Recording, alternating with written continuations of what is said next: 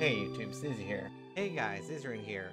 Hey everyone, so I was literally just about to go to bed. Hi, Zizaran here. Zizaran here with Zizaran here. Zizaran here with Zizaran here. Hi, Zizaran here. And welcome to my channel.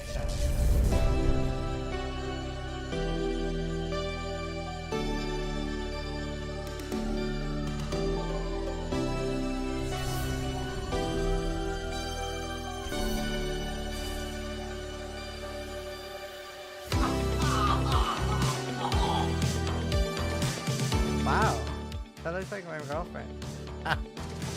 Sharks is the best one. Go away! Leave! I believe in Sharknado, and you should too. Vote Sharknado to go away!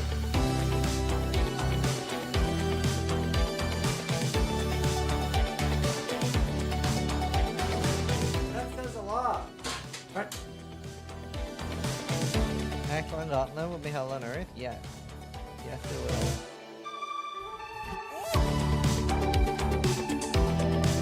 Oh my god!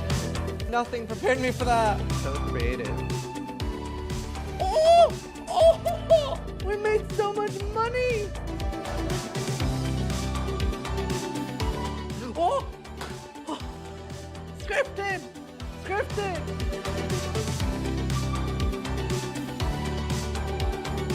That's our card! That's our community card! We made this!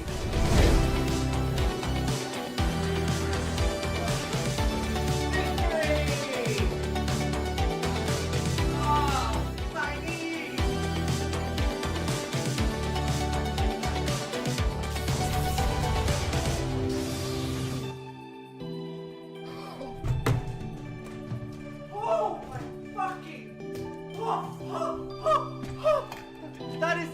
Oh my... This is the undisputed best axe in the game!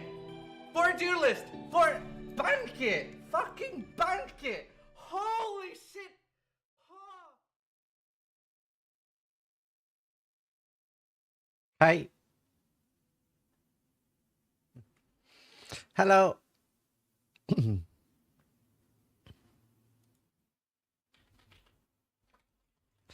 How are you guys doing? How are you guys doing? Also, oh my god, dude. Look at what's on my monitor. Gaming got me like... drug cheat sheet.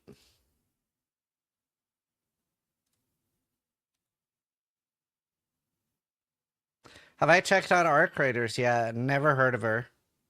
No, I haven't. People have been asking me though. I didn't hear about it until 10 seconds ago.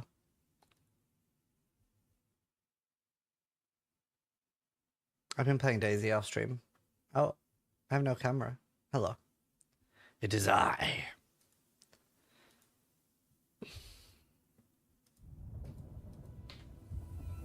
Yes, but I'm not playing PoE until 0.3, but, no, I've looked at it. It looks good. People seem happy with it. Hi, Stans. You caught a flu from work? Then you need... tetracycline. That'll do you over. Imagine seeing you here. Alright. Uh-oh. Oh god. Oh god. I don't want to use two at the same time.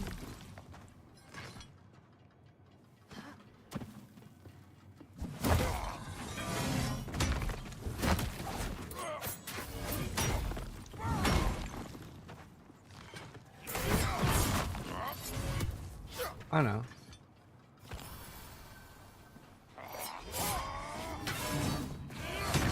Oh. I'm alive. I'm alive. Oh god, run. Oh no.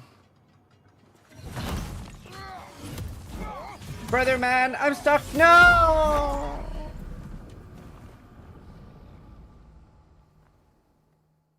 Review seems bad, but I enjoy the game so far. What's the problem?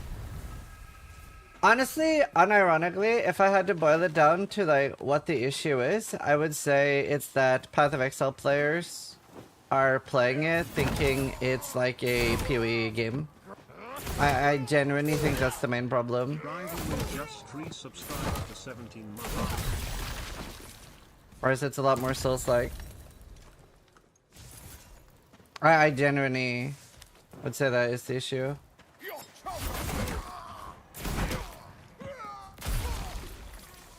No meme. No cap on a stack.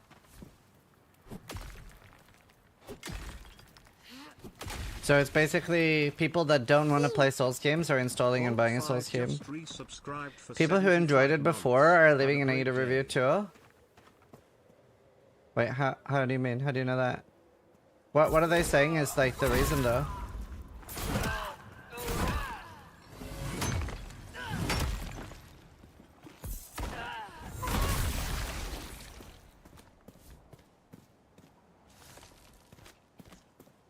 Oh, actually, that's true. There are a lot of people that are unhappy about the wipe. That is true. Like, a lot of people wanted to keep their stuff and just play the new stuff. I think a wipe is always better, though.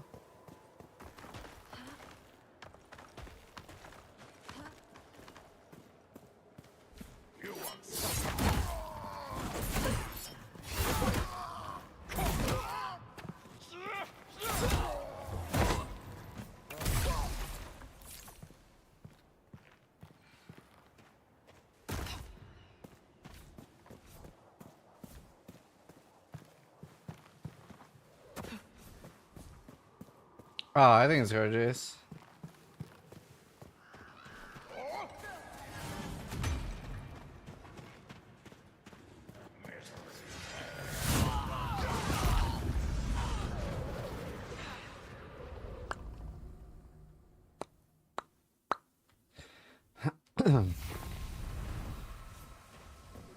Well, fuck.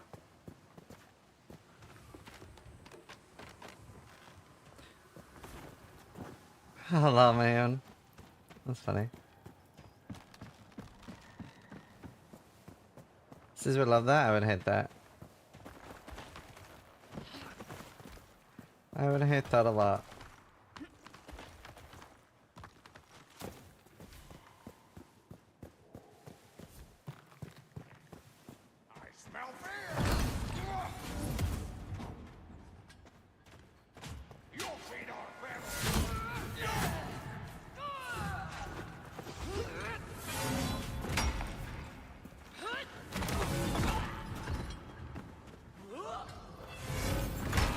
Oh my god, dude. I'll mind. I'll mind my own business. Like the glove? I don't know. It's definitely not as powerful as that great sword.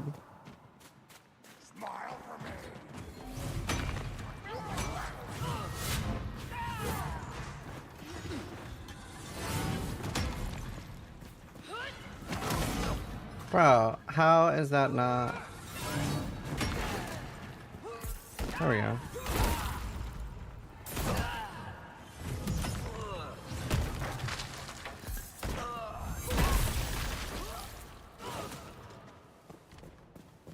Can I jump over there? I don't think so, right?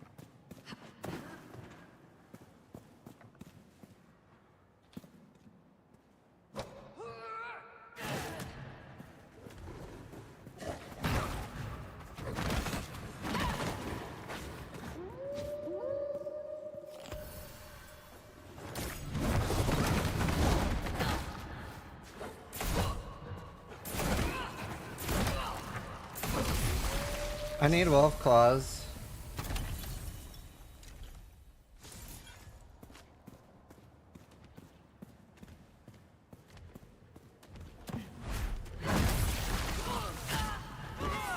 Oh, oh my god, let me loot. Oh, I got it! I got it!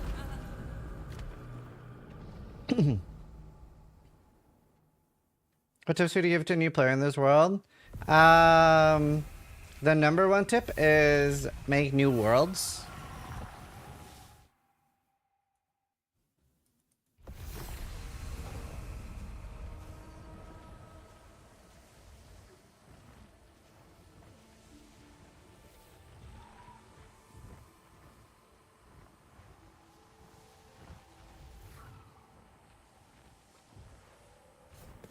I have so many questions. Good day to you. Make new worlds? Yeah, so you can make a new world that like starts over, but you keep your character, but then everything is respawned. Obviously, you are a lot stronger, and all like the resource nodes and stuff are there.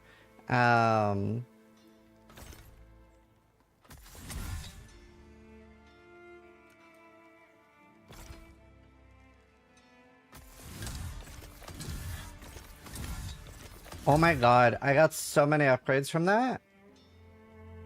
But that's kind of cheating. No? Why would that be cheating? That's what you're supposed to do. Victory is born in the forge.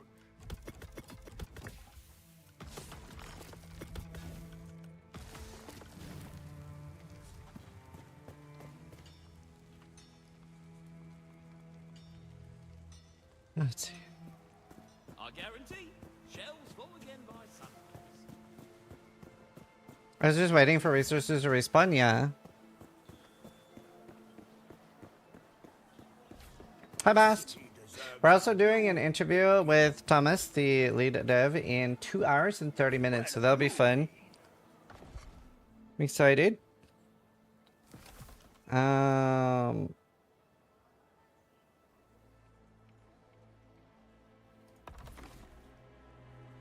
need more iron.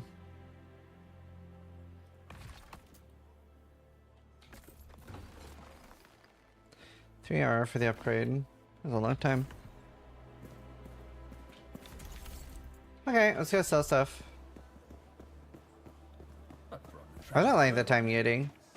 I don't hate it, but I don't love it. I'm somewhere in between. It's just annoying. Sure. Oh, I didn't hand this in. I'm stupid.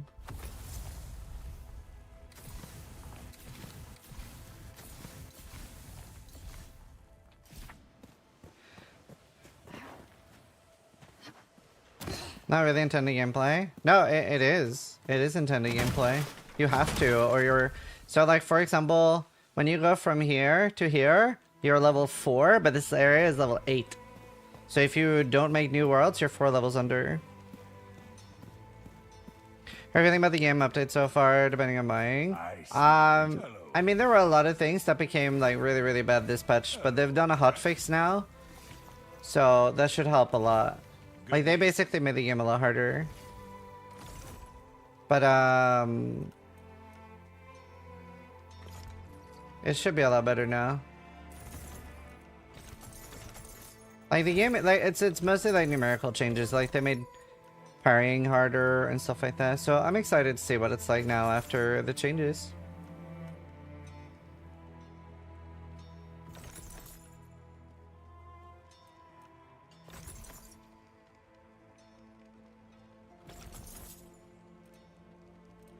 I'll keep that. I wonder what the... Oh, 19 decks. Wait, I can hit that. Man's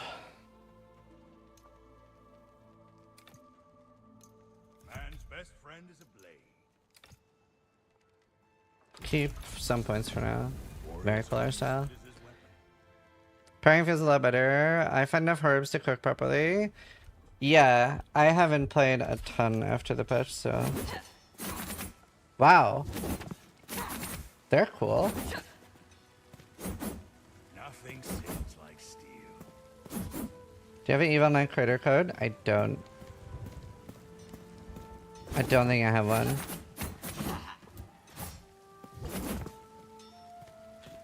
Wow, they're pretty cool moveset.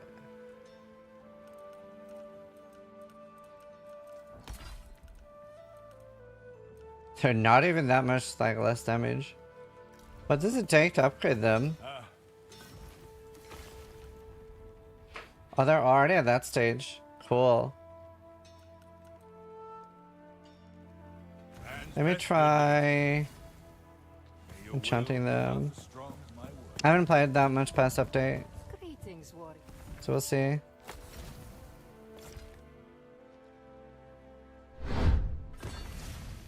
Spicy Peewee just gifted 10 subs. Hmm. Eyes up. I'll buy a few more. The bone. Thank you. Super Evie, thanks so much for the 10 gifted. Dude, thank you.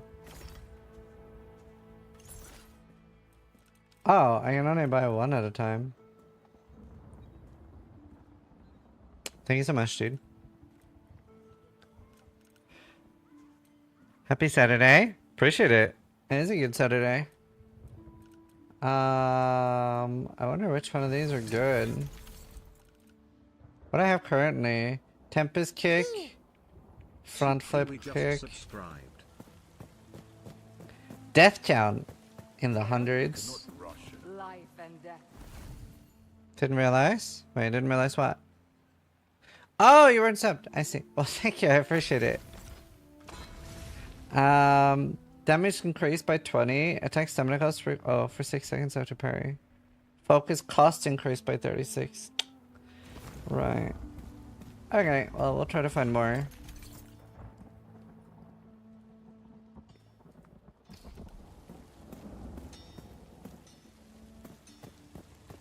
Is there a cook? There's a prize.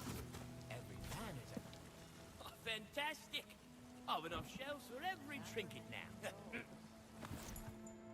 In a world where we have PoE 2, less Epo and D4, why would anyone invest time or even buy no rest? Wait, are you even remotely suggesting that Diablo 4 holds a candle to this game? Life still increased by 14. Oh, I don't want that. Melon Farm just resubscribed for 26 That was a crazy months. comment. Blah, blah, la, la, la, blah, blah, Two la, fallen la, embers. blah, blah, blah, blah. It's also like, I don't understand why you would compare this game to PoE 2 Last Epoch D4. Like, it's not even the same genre. This is like very, very much more similar to Souls-like games. Way more similar to Souls.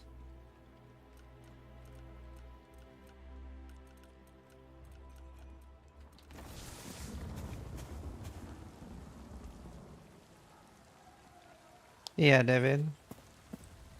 Hi, IDD. How you doing, dude? Good to see ya.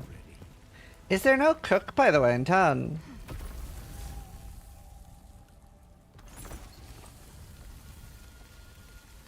To be fair, this is the same type of people that were saying that Lost Ark was an ARPG, though.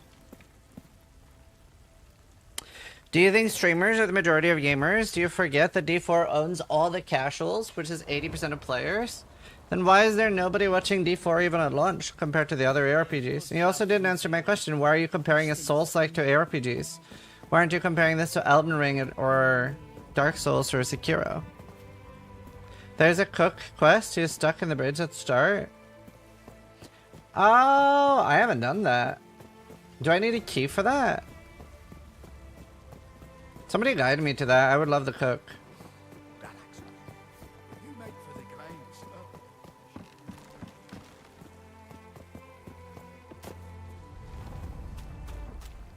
31k on Steam, and that's only PC, not even counting consoles. Yeah, that's tiny though, compared to the other RPGs. And that's their all-time peak.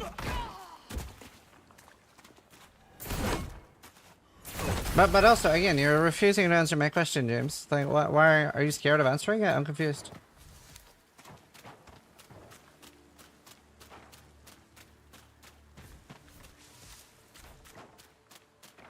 Lady with a broken inn. It's her husband, and that is to cook something. I think I've talked to her. I'll make it quick.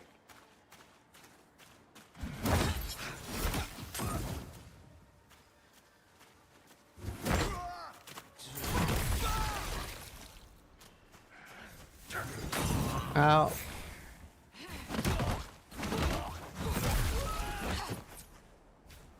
What was your question? Why are you comparing a Souls-like game to ARPGs instead of comparing it to other Souls-like? Like, your initial question was, why would anyone play this over Path of Exile? But like, that's like saying, why would anyone play this over Need for Speed? They're completely different games. That's why I'm like confused. The devs call it an ARPG, so why shouldn't we? Yeah, I mean, it isn't though. It is an ARPG in the same sense that Witcher is an ARPG or Baldur's Gate is it? Well, actually, Baldur's Gate's a CRPG.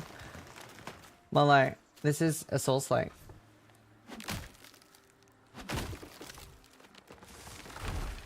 People also call Elden Ring an ARPG. We know what the distinction is. Yeah, exactly.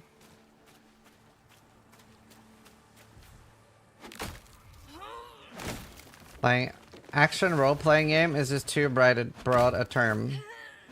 It's an action role-playing game, but it isn't an ARPG. I'm not planning on checking out Expedition 33.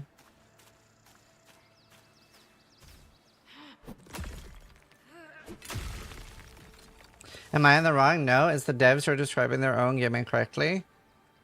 Well, would you say that Elden Ring is describing their game incorrectly when they're saying they are an action role-playing game?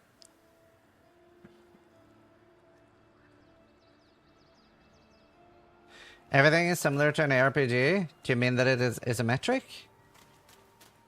Because nothing is similar to it being an ARPG except it being isometric.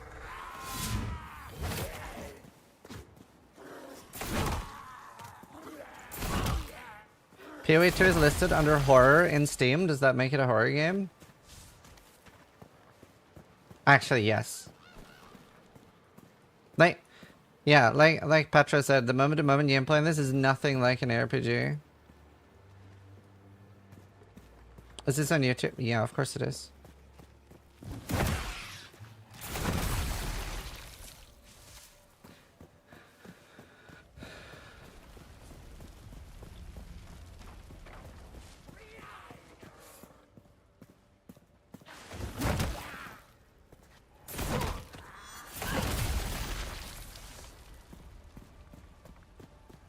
Do you play hardcore in this game? No, it's way too hard.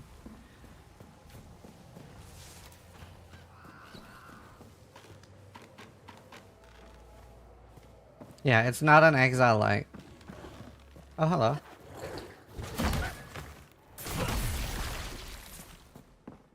Like, it has some RPG elements in it.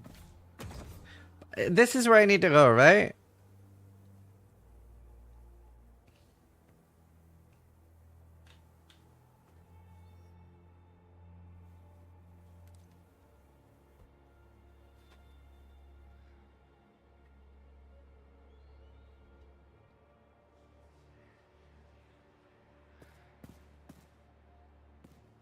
The very first checkpoint you find near the beach. Oh, okay.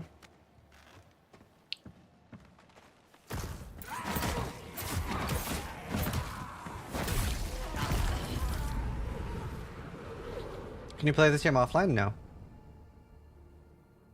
D1 and D2? Yeah, I mean, I love D1, but it hasn't aged very well. Like, the worst thing about D1, in my opinion, is how much you have to click.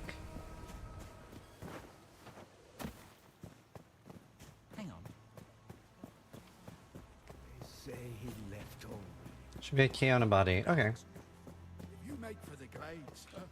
T1 style almost needs a modern updating, doesn't it? Maybe. I'm worried about that pacing in modern games though. Is Hades an ARPG or a Souls-like? Because Hades is definitely challenging. It's a roguelike. Hades is a roguelike.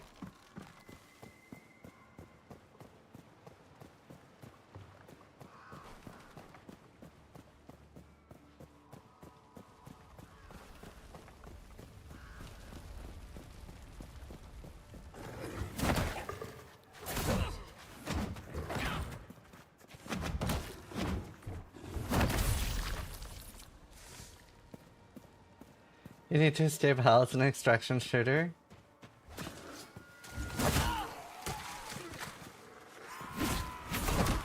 But anyway, it's like, I get it. Like, if you don't want challenging games, you shouldn't play this, right, James? Like, that's the entire thing. Like, don't play a challenging game if that's not what you want. There's nothing wrong with that. Like, for example, like D4 and Path of Exile, what those games give is just like undiluted power fantasy.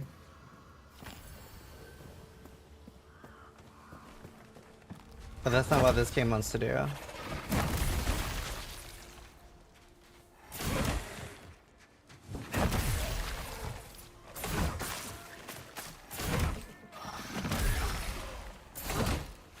Hello.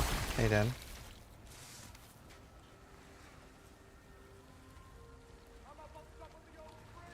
I mean, I have a lot of issues with the game in this patch too, but like, I just had a problem with your first message. Right, where do I go for the chef?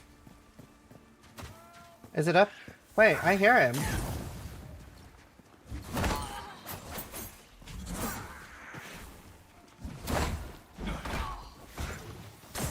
Brother.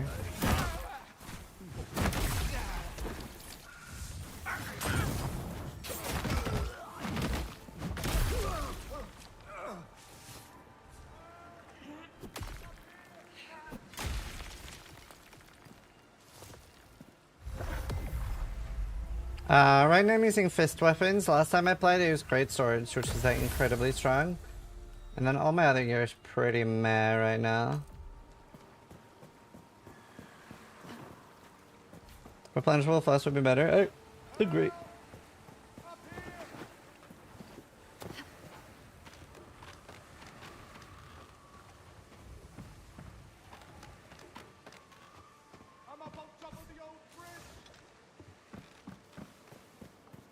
Is he here?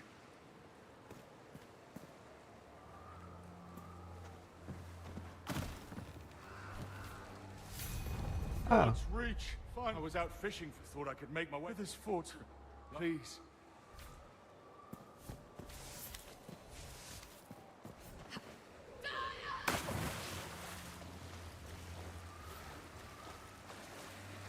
Yeah, I think that's an odd choice too. We checked down there at the hatch? Down where? Don't think so.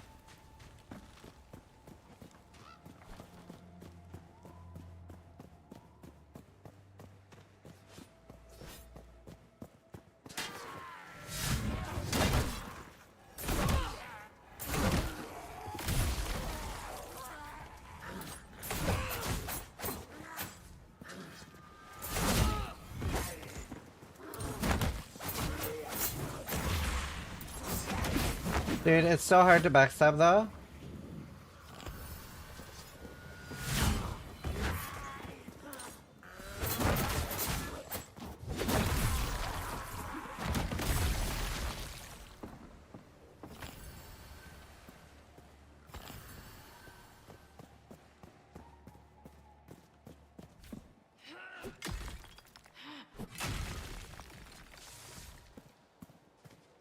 No, I had the icon for backstab appeared.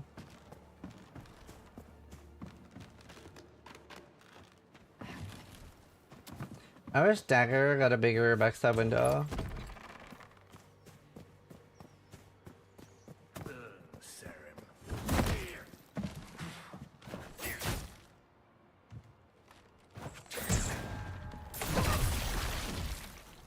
Seems like fun. It is very fun.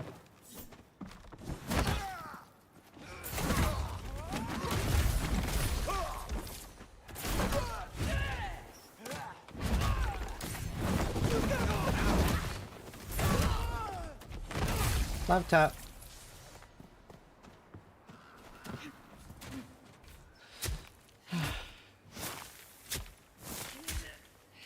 Yeah, only thing I've not been able to backstab is like very large enemies. Wait, actually I wonder if I can reroll my weapon now. Indestructible. I mean, indestructible's not bad since it's 12% more damage, I guess. I don't want the damage on backstab.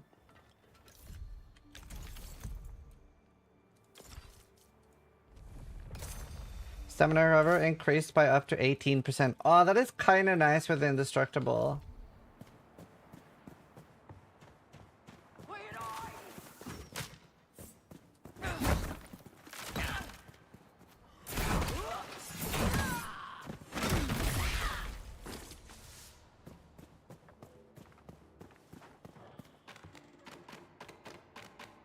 What am I big burn playing?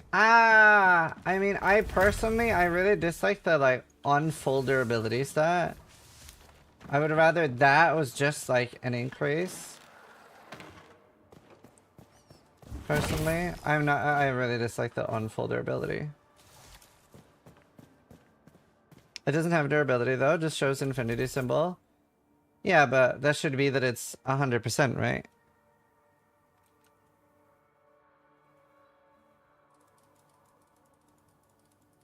Before the hotfix. Well, how do I know? How do I see my stamina recovery? Well, I mean... Let's see how fast it goes. Full.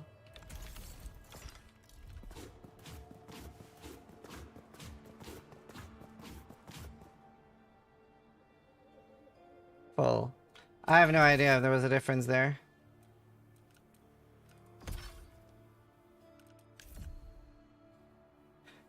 Wait, it says here, stamina regen, 35.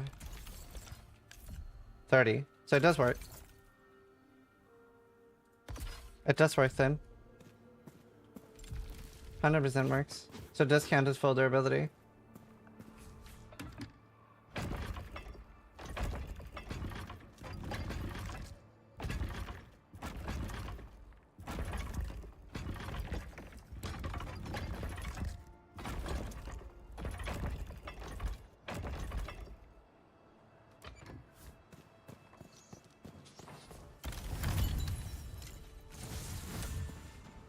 Eye of the Beholder.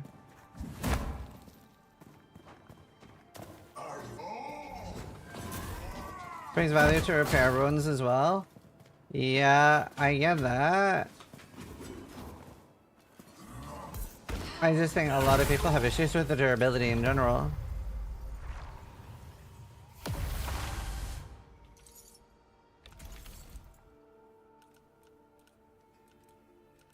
What is this? Deals 7% damage on damage charge. Dodge stamina cost decreased by 28.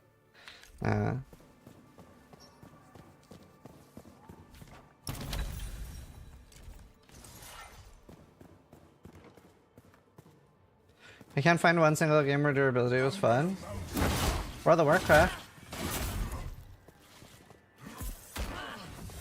People always love like repairing in World of Warcraft. Right, chat?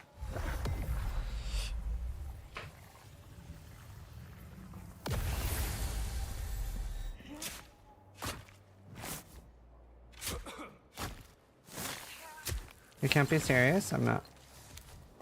I can indeed not be.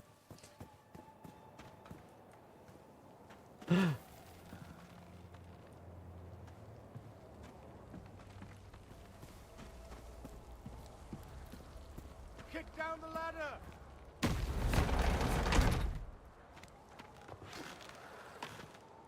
Okay, Ramsey. Your wife's gonna kill. I know, Caroline.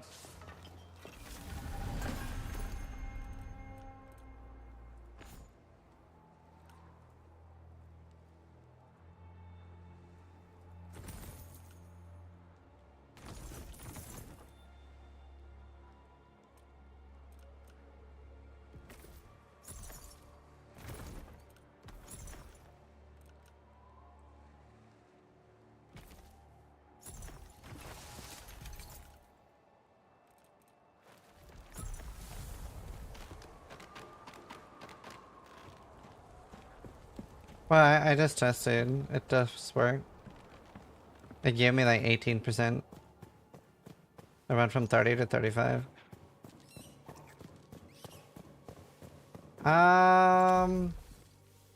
Isn't there a boss here? Am I cooked?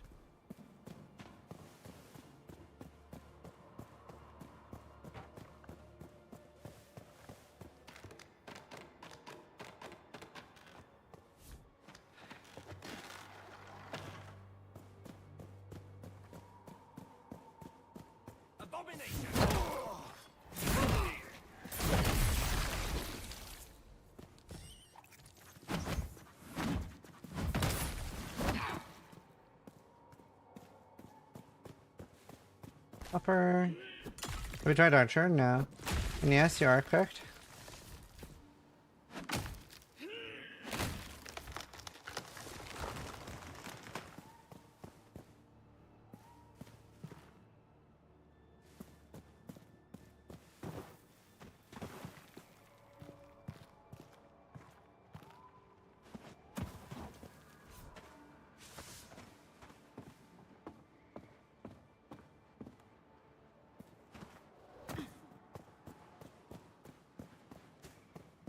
I swear there's a dude. Proper ranged? I mean, you need to play melee to play ranged. You can only fire bow by using focus. So the playstyle for range would basically be go into melee, parry to gain loads of focus, and then stay ranged.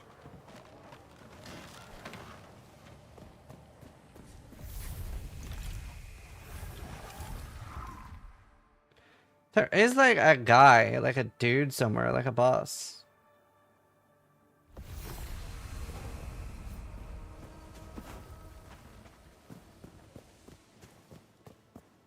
A true serum. What is this serum again? Timed.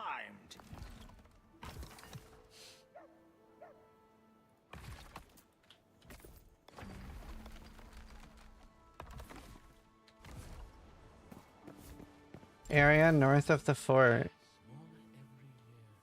The city keeps shrinking. Right. Okay, I'll try to go there. The nameless path is Oh no, Charlie Zara. I get most of mine from parrying. Hang on. I've got. Good to see you back. Yeah, I probably have a bounty there. Lord of the Muck.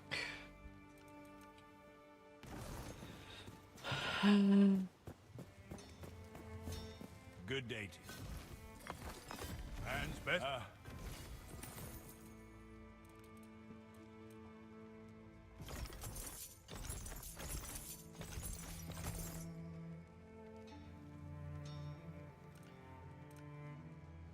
We can enchant Victory is those. born in the forge. Make the greeting.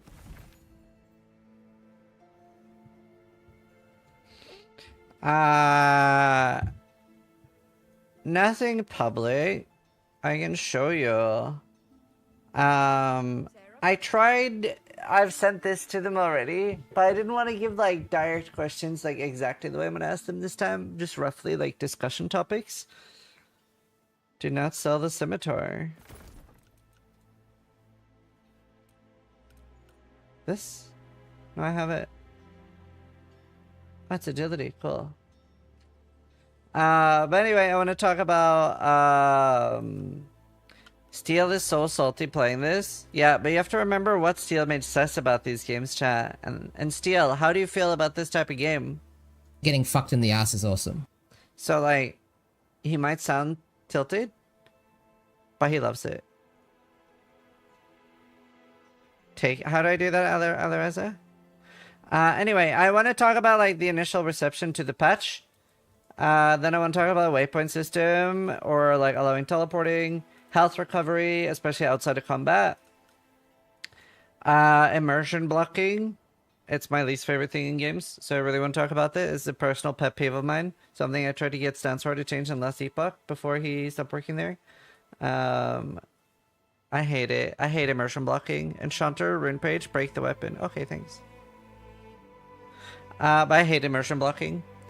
Like whenever a game is like, oh, you're inside a dungeon, and it tries to make you feel like you're inside a dungeon, suddenly there's something obstructing my view, and I'm like, I hate it. Durability discussion. I want to talk about this one. I think is very important. How do you want players to approach the world? Do you want it to be all in one playthrough, or should you have to do multiple playthroughs to farm to progress, right?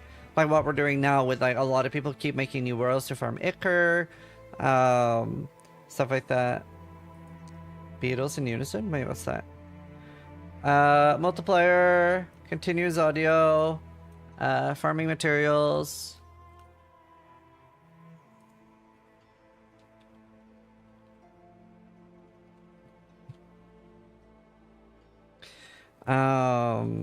Farming materials and the fact that you can't reset, so I'll move this back.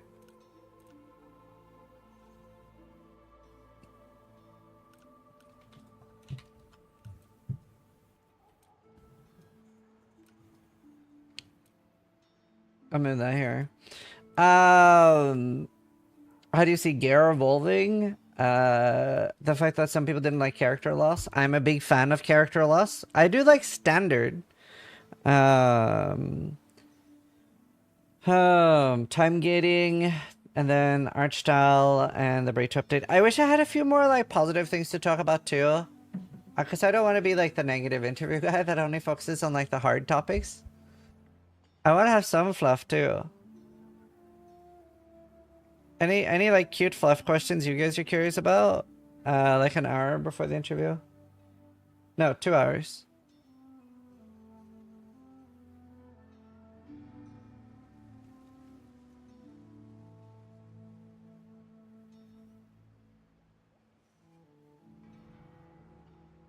I believe that most topics are fairly quality of life oriented, a reminder in that sense that it's not core gameplay systems that aren't functioning. I think the game post hotfix is shaping up to be great. I agree.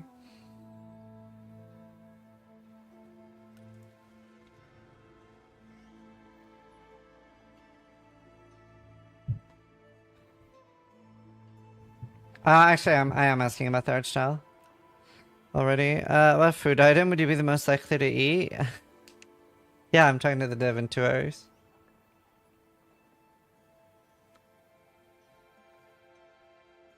Oh, this is about this game? Yeah. I think the foreground scenery problem is just a side effect of the simplistic way of fitting it out. Yeah.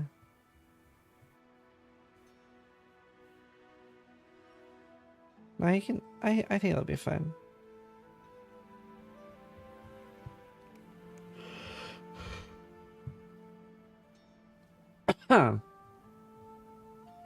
What do you mean, speak out? I think they've talked about their vision for Endgame in the past interview I went.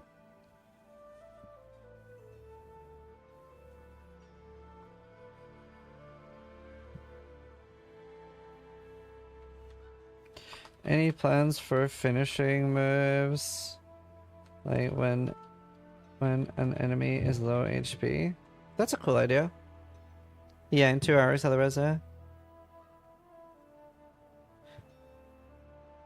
Is this going to be more Diablo-like or Exile-like in the future? He's already... I saw he replied to that on Twitter. He says he doesn't want the game to be like Dark Souls-like or Exile-like. He wants it to be its own thing. Which I think has been pretty clear. Like, it is very different and takes a lot of elements from a lot of different games. But anyway, those are the majority of questions.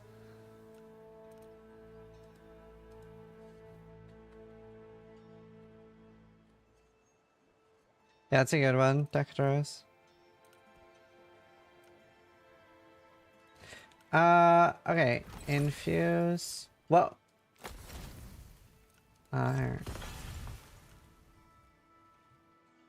9% health on kill. Oh, I might keep that.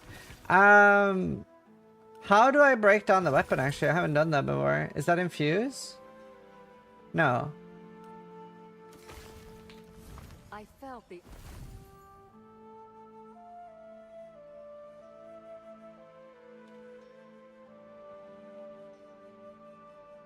Alright, Tim.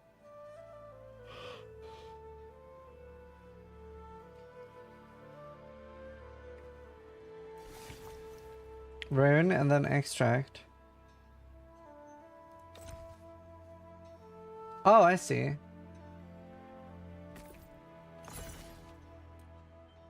I see. And then... Wait, I didn't get it. Oh, it's not compatible with this weapon.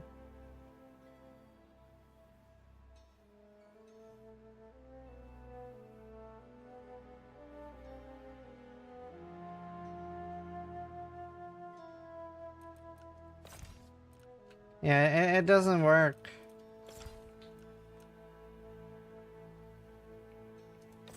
Let's see, I can ditch this though. So I already have that. If you have a slot filled, it's filled.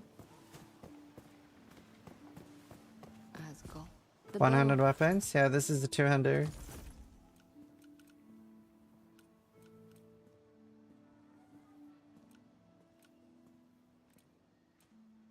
Wait, what do I have right now? What are these? So I just don't do the same ones. These are swipe kick and front flip kick. Your fister. So I don't have these then.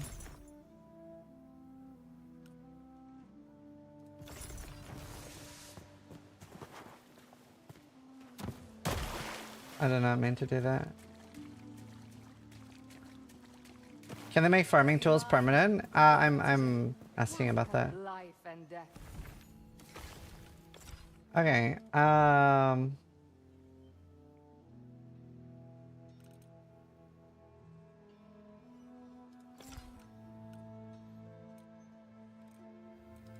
How do I know which one's which?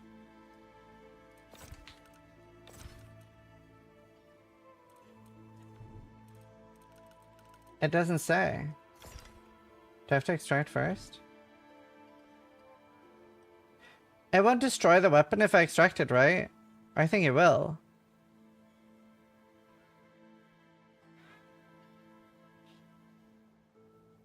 It'll break the weapon. Ah. Is there no way to get rid of the rune? Will the destroy rune only remove the rune?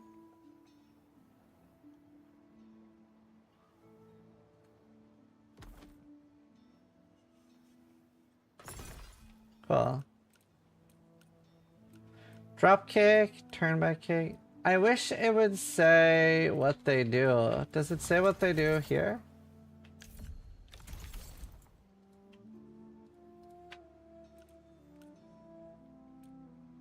Hi. What's up? Go get ice cream. Do you want anything? No, thank you. Huh? No rest for the wicked.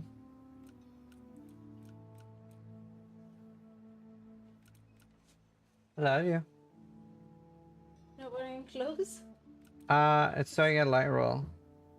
Oh, so you're fast? Yeah, because especially last patch, medium roll didn't get an iframe at all. Iframe? Invulnerability frame, so that when you're dodging, you're immortal. Oh. So you can get like stunned out of things in medium. See, I need that. I felt Yeah. Hey. Hello. Hey. Okay. Hi. That's me. I love you. Turn back kick. Boom, let's get it. Okay, hopefully that's cool. No. My window's open. Oh, that's cool.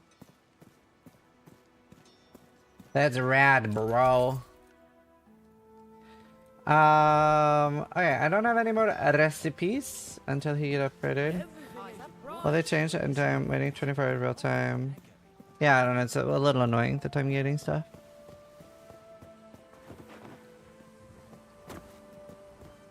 And the teleporting stuff. I don't know, there's a lot of things that are easy fixable that are annoying with the game. Oh, Sakura. Oh, scraping by on the Empire's crumbs. But I genuinely feel like everything that I don't like about the game is very fixable, and that's what I've seen most people complaining about too. But I feel like most people like the idea of the game, which is nice. Like, I think it's quite welcome with an isometric Souls-like. Every good game has some bad things about it by design. What, like an artist, like, making a easy fixable thing in their art so that the teacher will give them higher marks?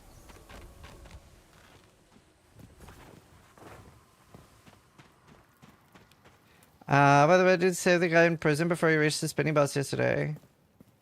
On Real World Saturdays? Shit. No, I haven't even been to the sewers. Maybe I should go there first then. That's funny.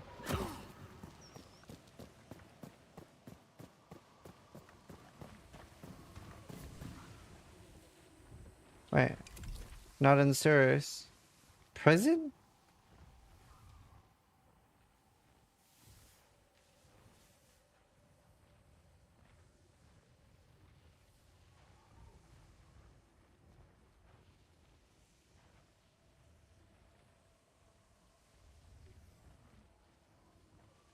Prison, quarry, nameless pass.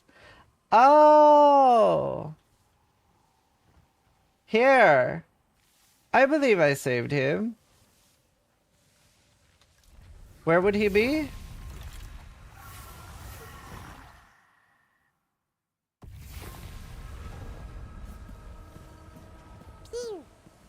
BR0 Claude just resubscribed for 55 months. Bartlar, thank you for He 55 says, months. Wish you and your family all Thanks. the best. You too, dude. He's only there for 4 hours. But do you know where? So I could go see if he's here? West, north, east, south?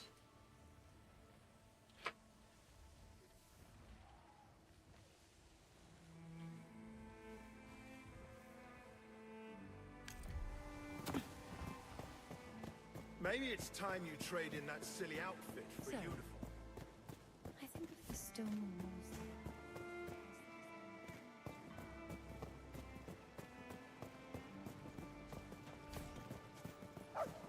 Won't you meet my eye? Please. Just a few hours, please.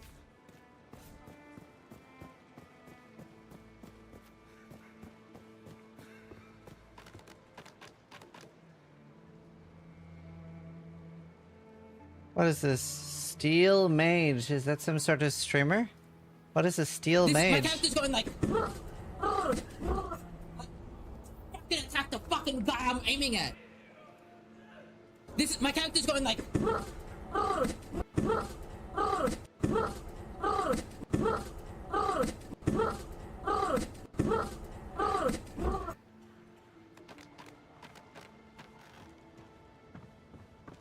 It's he's probably talking about the targeting when there's more than one enemy is really bad. It has sent the Madrigal to fulfill a great purpose. The holy city will soon be free. The holy city. I'll unlock. Right where you climbed up the second ladder. This is a new RPG? No. It's more Soulslike. You don't scare me. She sounds scared. By the bench. Okay, cool. So he's not there right now. Let me go make sure that I've actually rescued him. Gate will fall, and Kayla's never meant faithful will be saved. Yeah, that would be a good suggestion.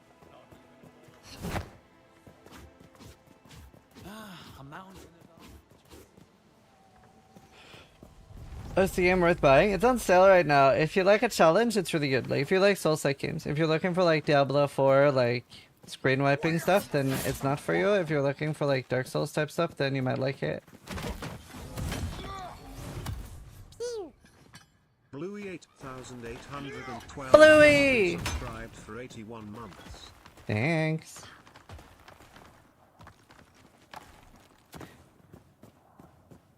I really dislike that you have to run back everywhere you ever want to run. That is stupid.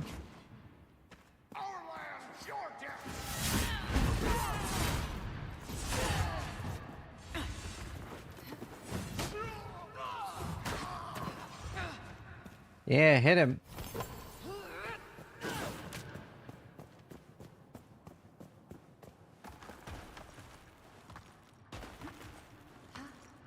Feels like you're doing chores instead of playing the game? Yeah.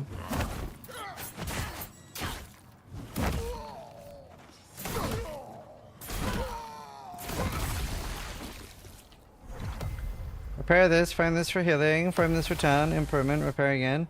I don't mind the town farming so much.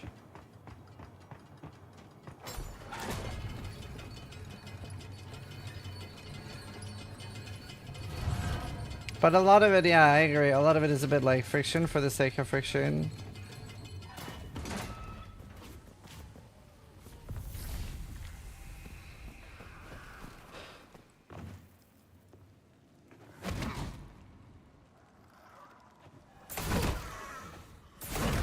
I will free you.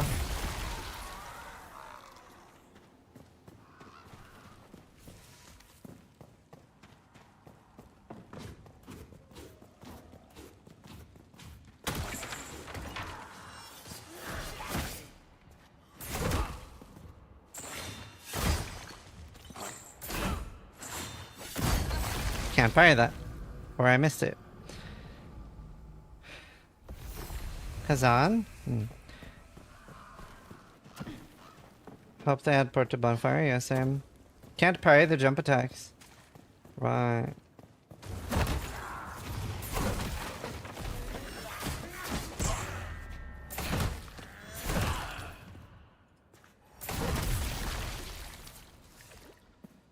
I've been watching a new show, by the way, chat. It's called The Last of Us. You heard of it?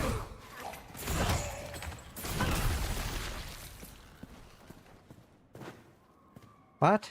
It's called The Last of Us. Did you play the game? What game? No, I haven't.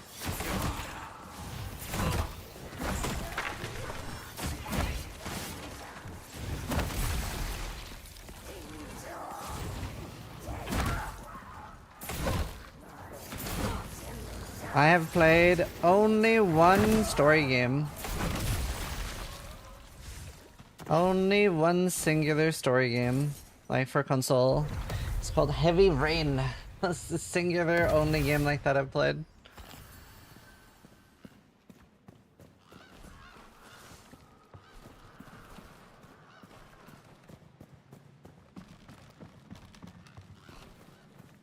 Sean!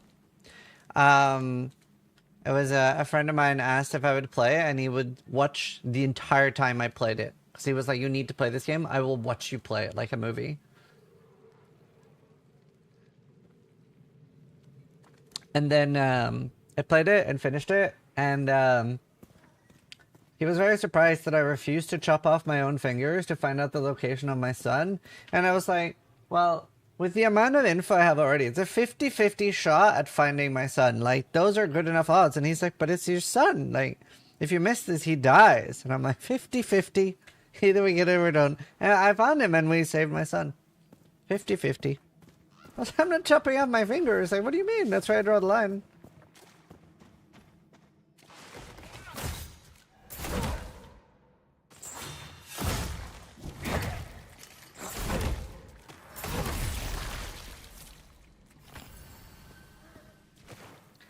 Detroit Become Human?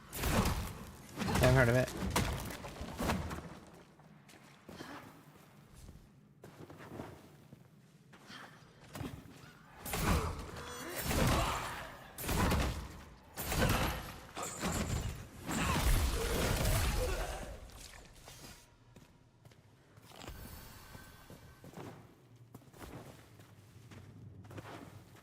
Scrya vibing with AI? Huh? True.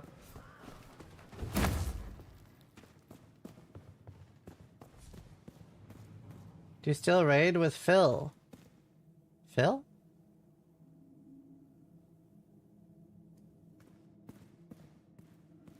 Phil McCracken. I'm confused. How did I get here? Oh, I have to go over there.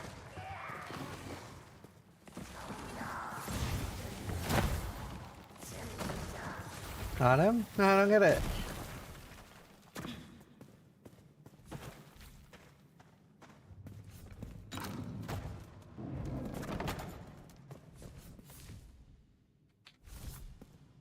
That makes it even funnier. I still don't get it. This is a metric Souls-like.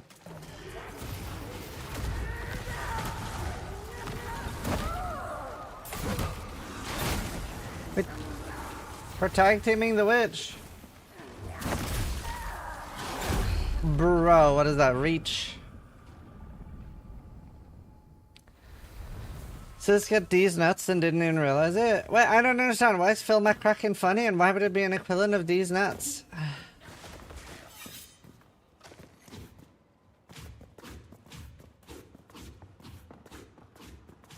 Maybe you don't have to switch to the integrity.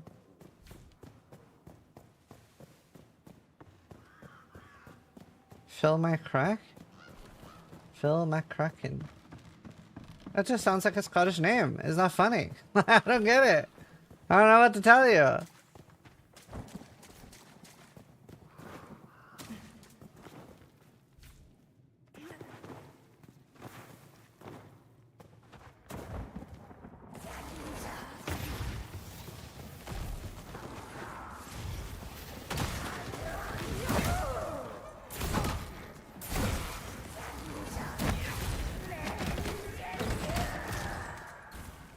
I died. Oh. I'm actually dying.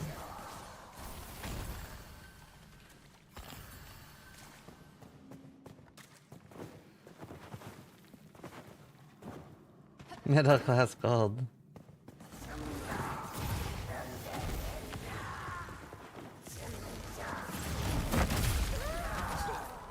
Dude, you know, Twitch is a bit like middle class. It really is. Also, there's been so much, like, weird drama that I don't care about lately. Like, the chess drama is crazy, the, like, pirate software drama is crazy.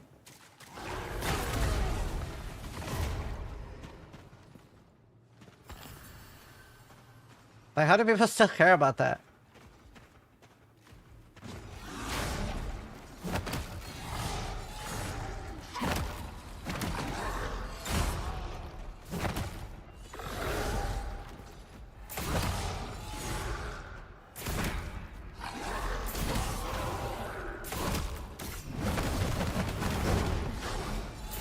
You got stunned, what do you mean?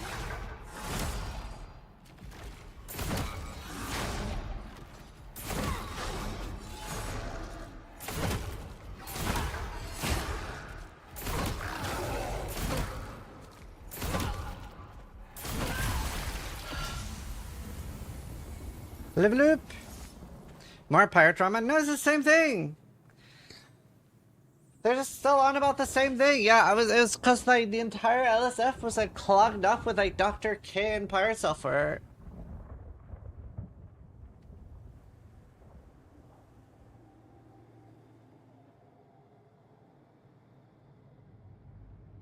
I don't understand why the pirate software drama is even drama. He ran during a hardcore raid and people lost their tunes. But why is that a big deal? Because people are unhappy with his reaction and want him to apologize even though he doesn't feel like he did anything wrong. It's crazy. It's like the most overblown thing I've ever seen.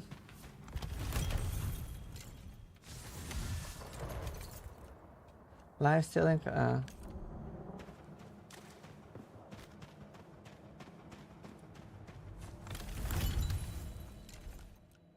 Rain damage. Oh, that's garbage. Can I reroll that particularly? No?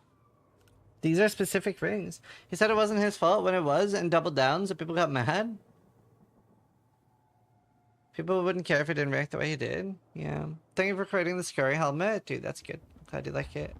Spending class that could have prevented all the characters in the group from dying. Do you know what? If all he did was, he said, yeah, I could have saved them. I like watching friends die. And did this? People would have just like, it would have been LSF for a day, and that would have been it.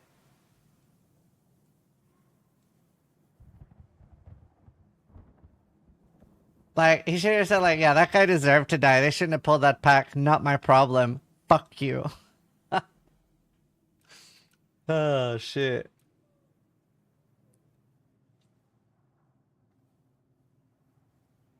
Yeah, I saw that clip.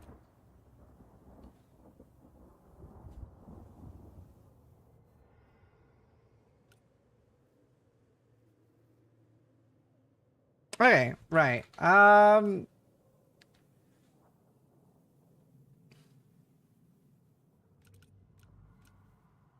Where are the gloves that were good for fisting? 9% health on kill. That is nutty. Let's craft some gear.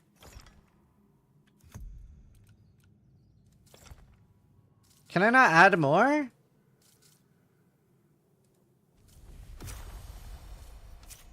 Apparently not. Can I not make it epic? Or like cursed?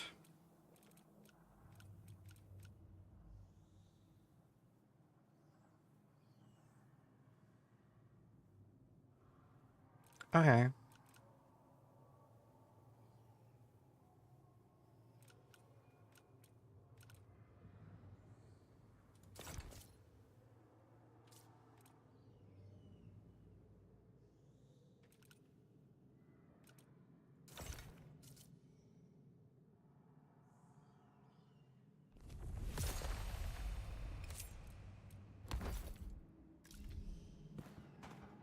Do you have any thoughts on rewriting server rules? Any change from last time? It'll be exactly the same as last time.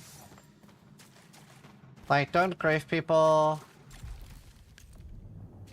Like, I don't know. Make sure your victims are having a fun time too. And like we're doing a shorter server than last time. We're only doing 10 hours this time. We're only doing 10 hours this time. Unrestricted bet transportation. What do you mean? What do you mean only? Last time it was 12.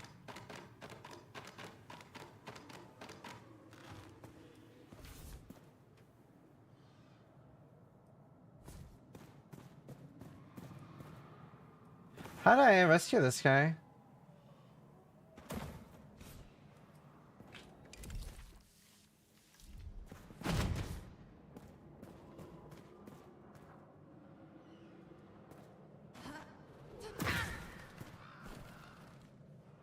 I didn't get the key.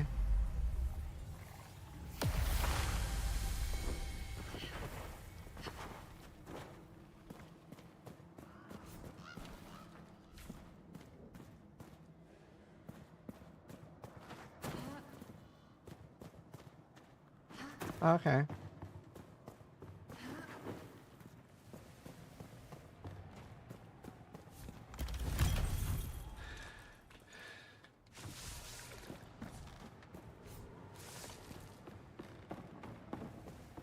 Then we got parkour. Okay.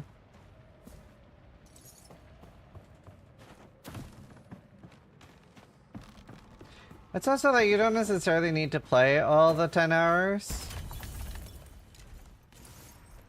You want to though. This is fun.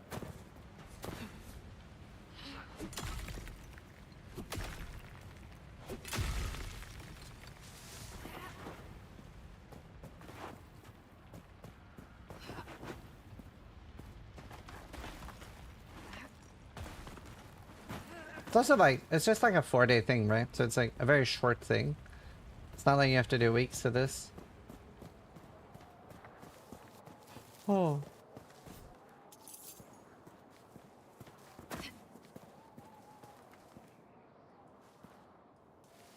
Mother.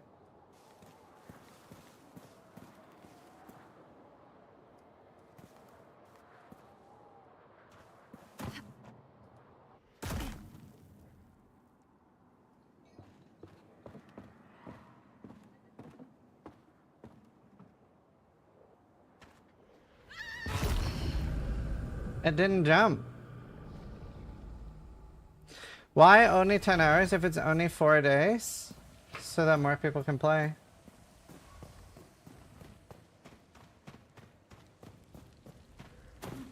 Can you play VRC in 10 hours? I thought it was a relatively long game. No, it's a very short game, but it's 10 hours a day, not 10 hours total.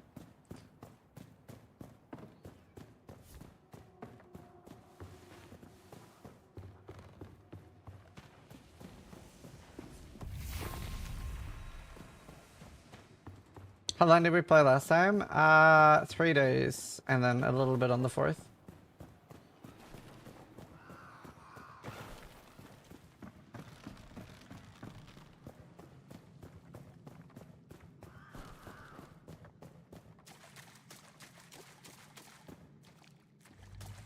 The first room on the right. Here?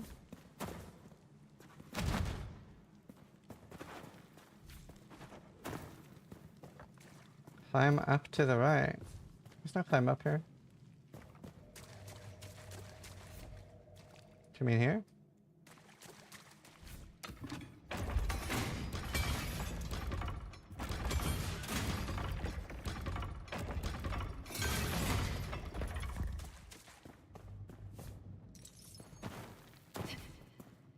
Nothing to climb here either. Oh. There is.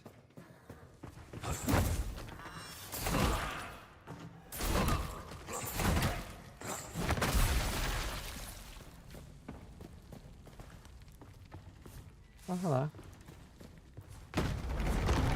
Nifty. To the left of this boat so that you can jump platforms.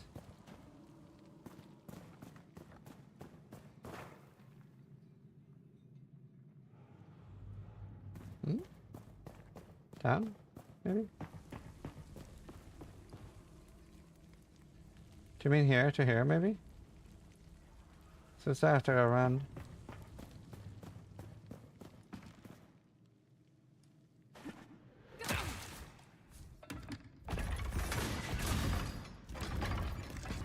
Time flies when playing that game, yeah. So it's like, it's really, like, I think you are overestimating how much time investment it is, right? It is just like a few days. Majority of the stuff will be like the first 2 days, and then third and fourth days a less hard. And like, only doing like 6 hours or something the first days is like super short and kind of boring.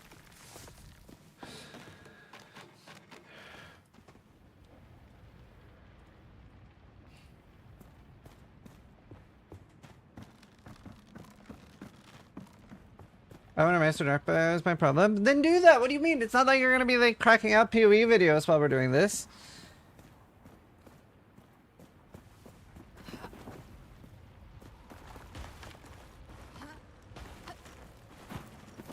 Like, your boss is telling you to be a degenerate gamer. But I have other games to play and people I want to play with. I don't give a shit! Ditch your friends! Ditch your friends and like just don't play other games for a day or two.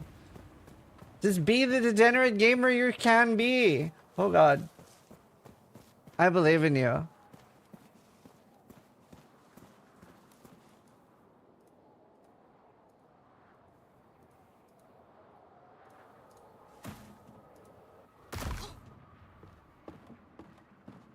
The thing is, this doesn't go further down there, so you can't actually drop down there.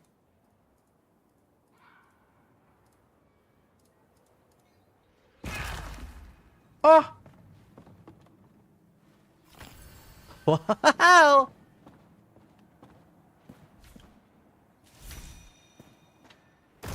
Kvarri!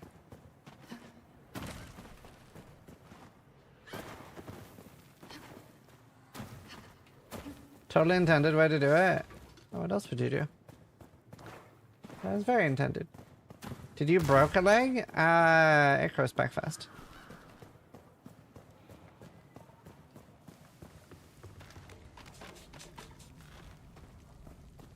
You're playing with Foxy? Nice. That'll be fun.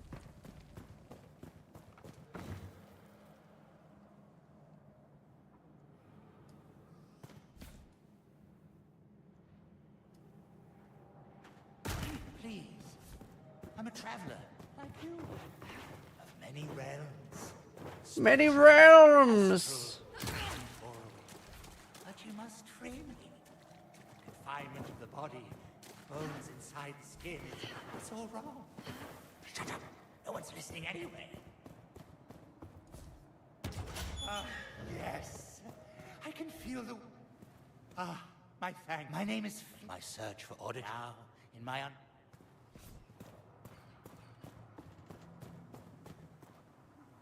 We're in the literal golden era of games at the moment. Did you guys hear the thing that's coming out?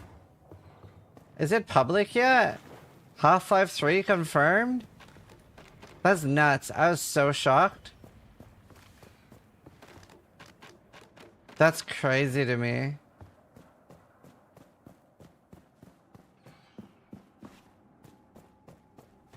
Actually crazy to me.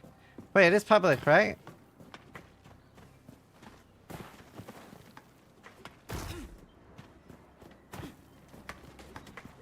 Wait, hold on. Let me look.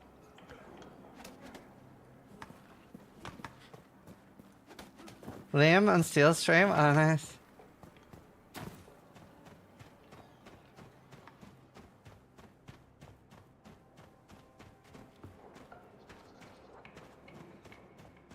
You got a donut for beating the boss? Oh, nice. I need a toilet break. They're only 20 years late. Isn't it crazy that Half-Life 3 and GTA 6 is coming out the same year? Do you know what they should have done? Oh my god, can you imagine if instead of Oblivion, it was a Morrowind remake? And that we got... we got a Morrowind remastered GTA 6 and Half-Life 3 in the same year? Can you fucking imagine? Can you actually imagine? I have a donut too. I'll eat it.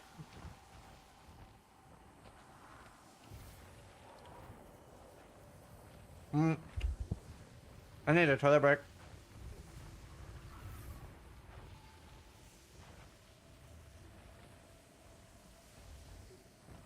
It got delayed? Oh. Okay.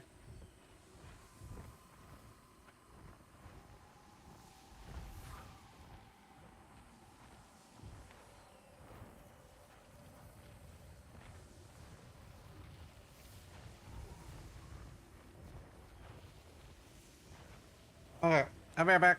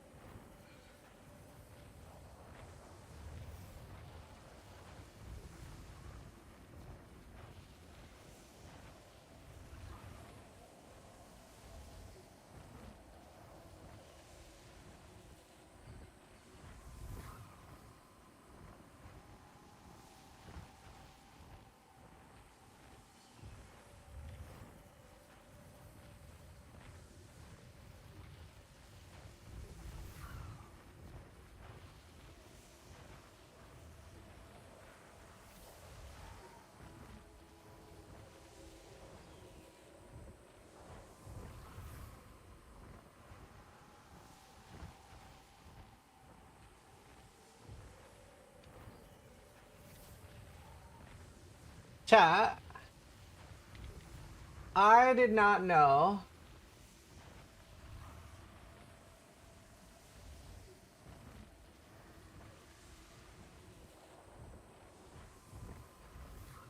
I did not know that your mom was an astronaut.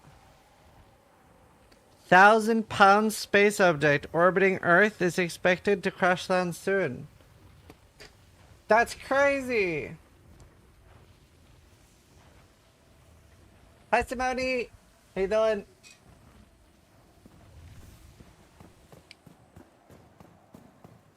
Where do I go next? How you doing? These nuts?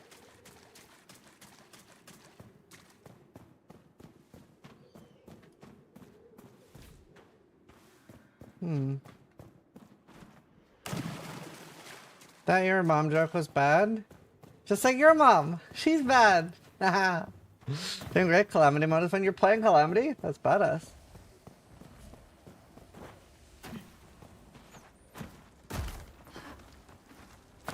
Caught him.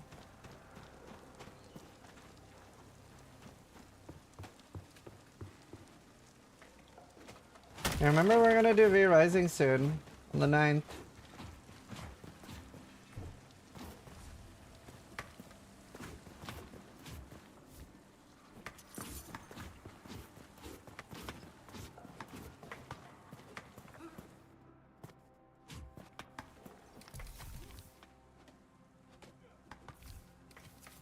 I think I should go to the sewers. Or is there anything I should do here?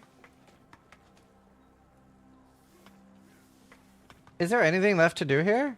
No, hardcore's too hard. It's sewer time. Okay. Do you want to go to the sewers? Come on, let's go and play. By the way, I wanted to run something by you, chat, for the people that have played Notice for the Wicked. Because when it comes to difficulty, and I want to bring this up on the podcast, I think one thing, if you're playing like a game like Dark Souls and you're running into difficulty, you will farm and try to become stronger that way. But in this game, since the areas don't reset on their own, it feels very like unintuitive how to farm when you're first playing the game, because it doesn't feel right to make a new world, farm that, then make a new world, farm that, and then make a new world, farm that, just to go back to your main world. Like, that's like very, very different from a lot of games. Do you guys agree?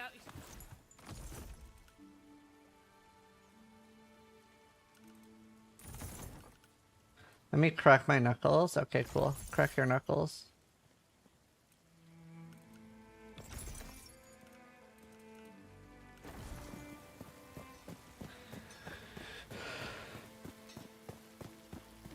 Life and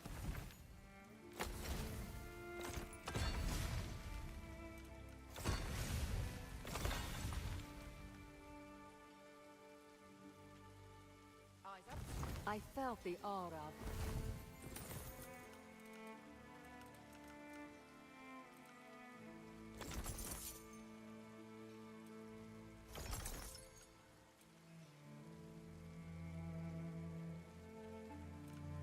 So from what I understand, it takes about the same time to farm an area the same name as past as it takes for the breach and orb and glaze to respawn. So you can farm by switching areas. There's also 2 areas you haven't reached yet, giving us 4 total. Right.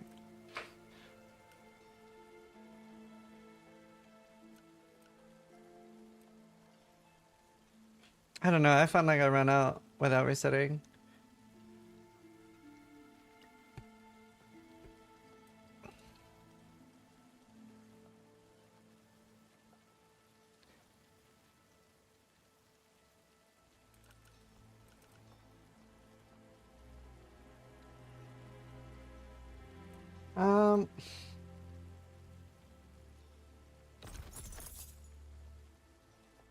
There's no buyback, is there? Shit.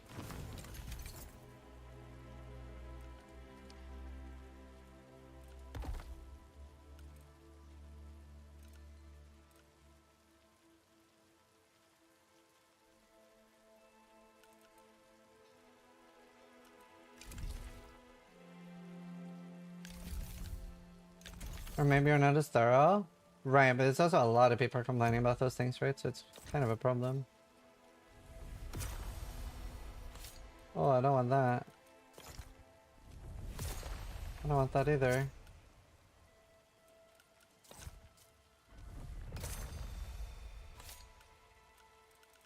Sure.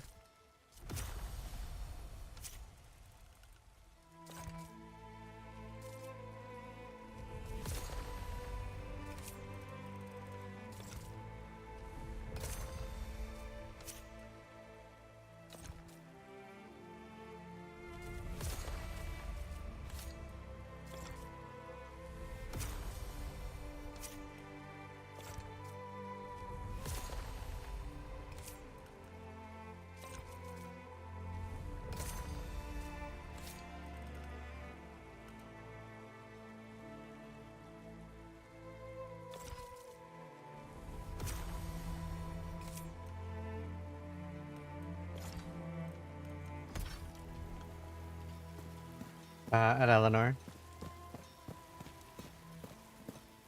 Yeah, no, I agree. It could be an issue. Honestly, not sure. Couldn't even find loads of gear pieces. Yeah.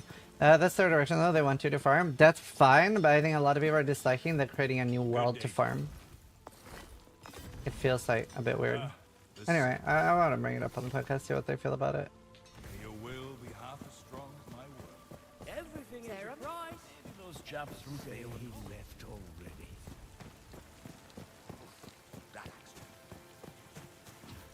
Not a war. My wife. Do you think he's called Gordon because of Gordon Ramsay?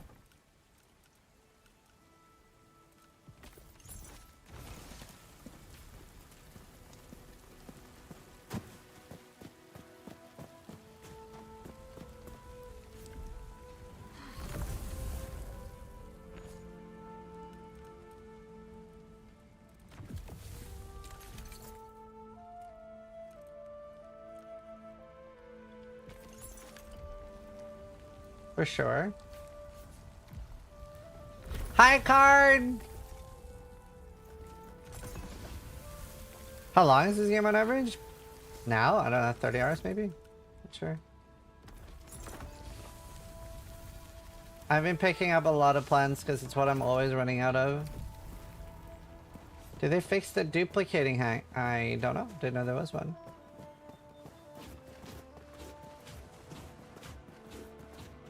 Gordon is nuts. We could restore history. Time.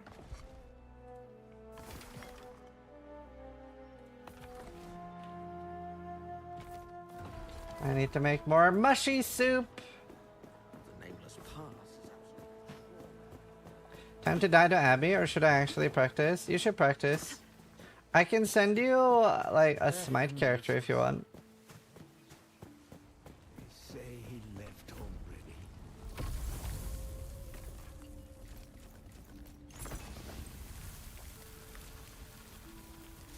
Is this a frog build? Yes.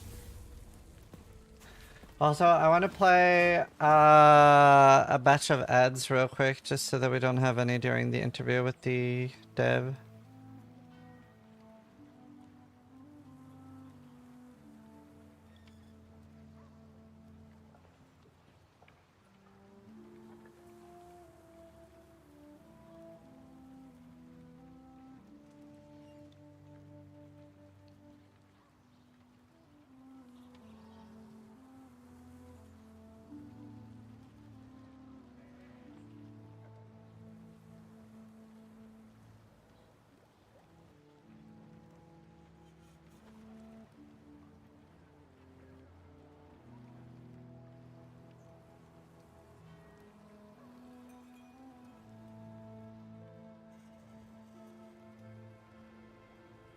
There, you might have to ask Karn where the folder is, I can't fucking remember.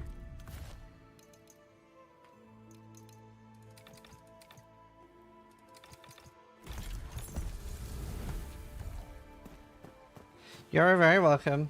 Say he left home. That accident. If you make for the glades, Made around resetting. I was just pointing out the game is made around resetting the worlds. Yes. you think. But I don't know if that's necessarily a good thing. Anyway, it's something I want to bring up on the podcast at least to see what they feel about it, because that's something I've been reading the negative Steam comments a lot to see like what do people not like.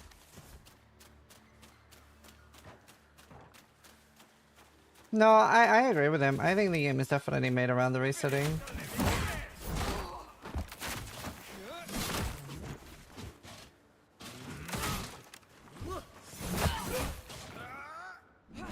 Wow.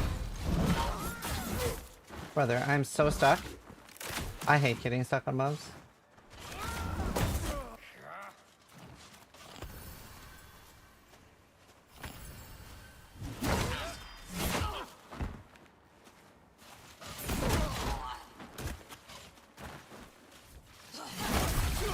That looked fun.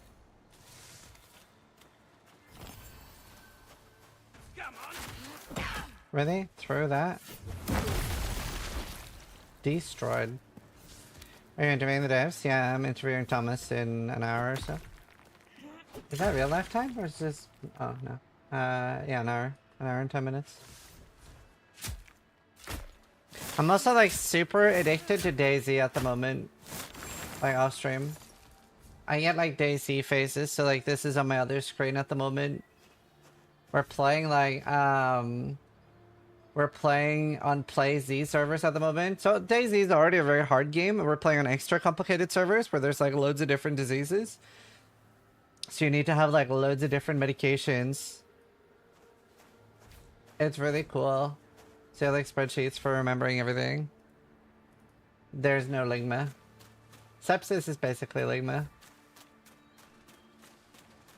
What the actual fuck is that chart? That's how you can keep track of like what disease you have.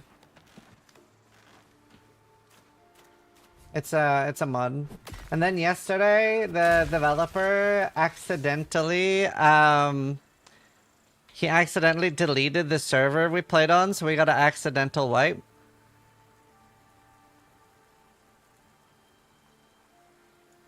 And he posted this picture. He was like, reset server is right next to delete server. So he accidentally deleted the server. So we got a random wipe yesterday. Everyone lost all their stuff. It was pretty fun. So, surprise wipe.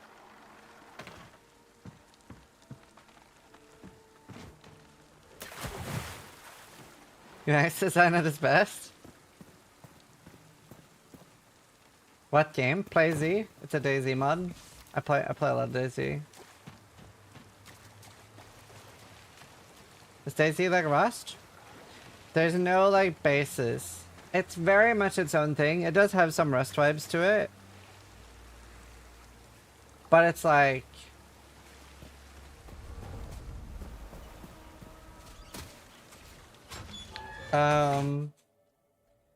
It's actually a survival game. Like, it's the hardest survival in any survival game. Yes, honestly, people are so nice in DayZ. I mean, everyone's a sociopath, but like, people aren't like racist. Like Rust.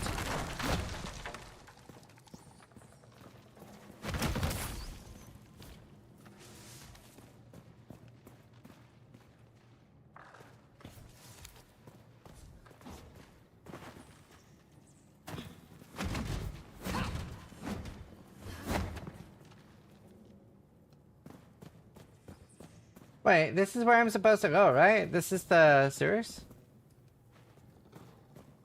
Hard in a tedious way or a fun way? Most people would probably find it tedious. Like, you need to, like, find food, survive zombies. It's like very realistic zombie apocalypse where there's barely anything left. Hunt animals. It's really, really hard to survive.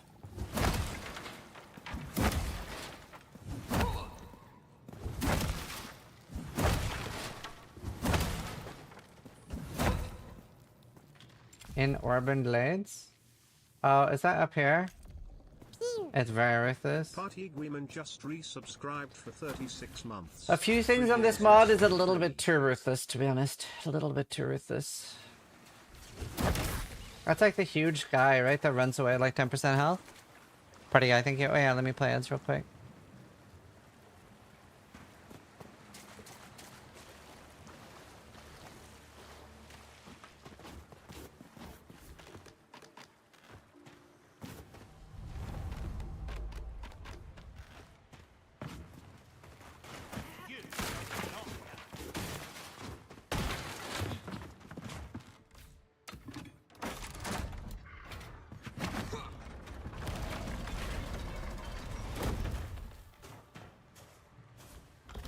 Just did that fight? Nice.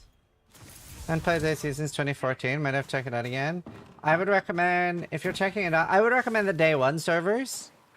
That's very good. The Play C servers, if you're not very good at the game already, will be really rough because it's so hard. You will just chain die. It is extremely hard. Day one servers, Namalsk is pretty easy though. Well, not easy, I guess. It's still hard, but it's fun. You might have to like look up some like tips and tricks video if there are any, I don't know.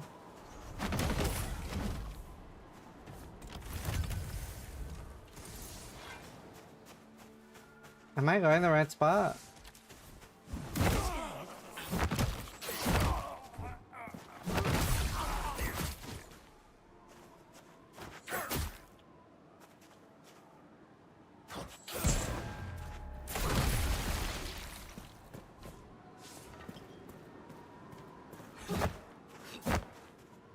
Yeah, new weapons. Gear lock feature, that'd be nice. I think a lot of the reason for negative reviews is because there are a lot of RPG players that don't want this type of game at all. Wilson, you there? Is this... I always get lost here. The first time I got here from jumping down there, but you can't actually do that. You're not supposed to be able to do that.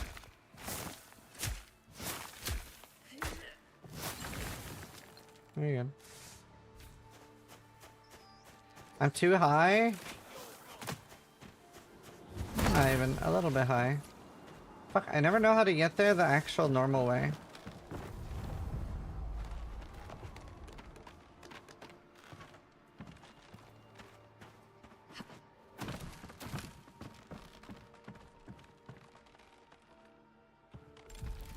This one.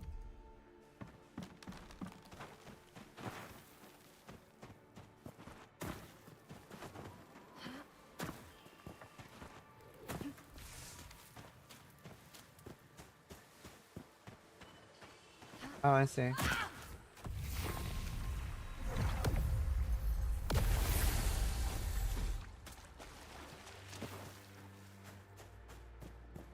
I wish people what's every RPG be a quick clicker, yeah. I do think genuinely that is part of it. I don't know. For me, it's all about the game and what it wants to do.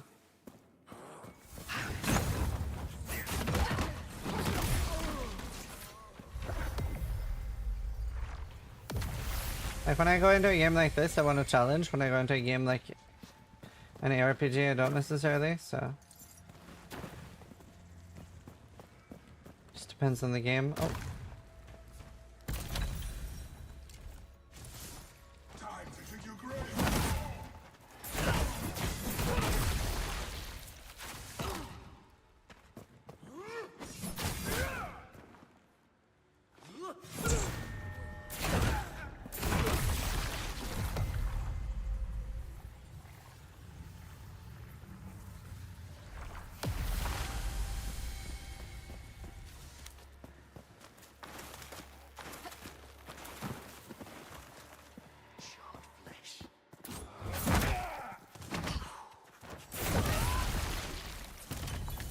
Obliterate! Yeah, the game feel is really good. I've done such a good job with that. Am I in the right spot now?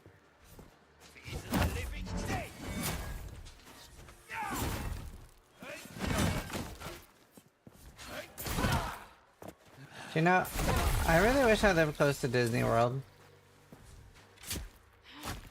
Alright, enjoy Scribs.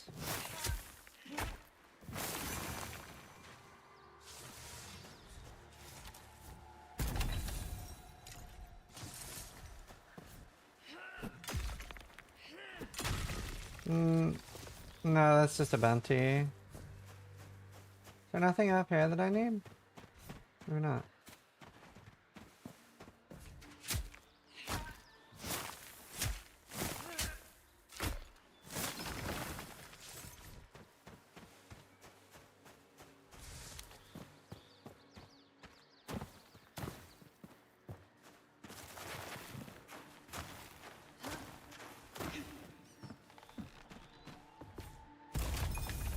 Yeah, very noticeable.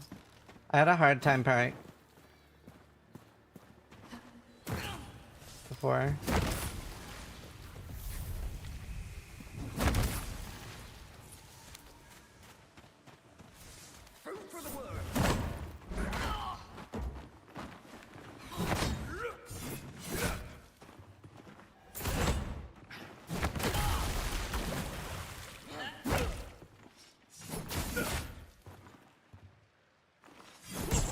Like,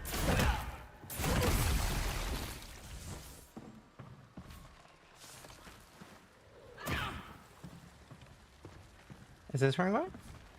I've been here before. I didn't think it was here.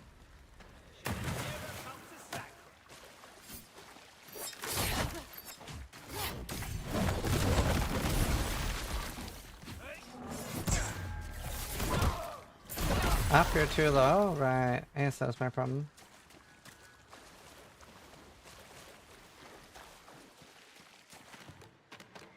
Low, low, low. I'm too high. I'm too low. Horny Frenzy. Oh, it's just in here. Ellsworth arms field hands and farmers and sends them to the slaughter. I wonder, by the time we breach Sacrament's gates, will anyone be left inside?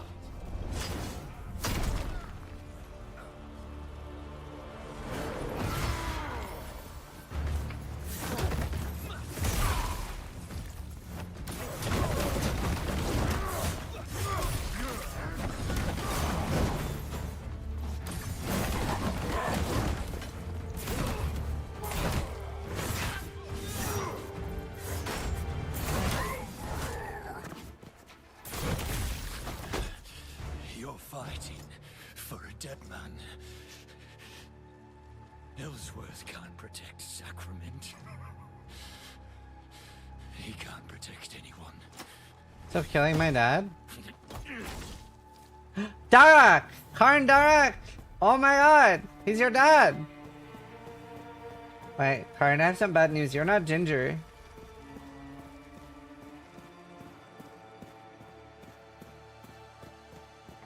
Right. Now what? Let's go up, I guess.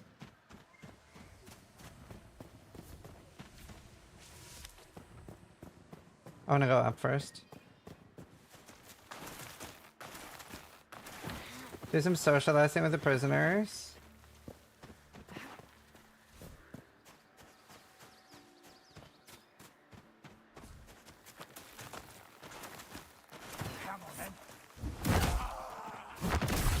Oh!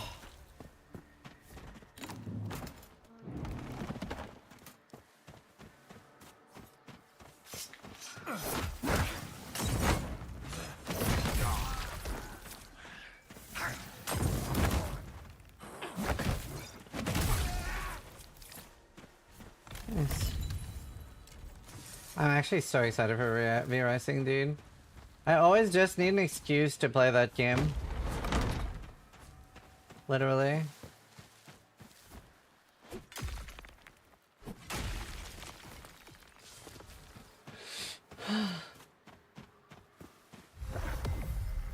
Who are you playing with, Karn?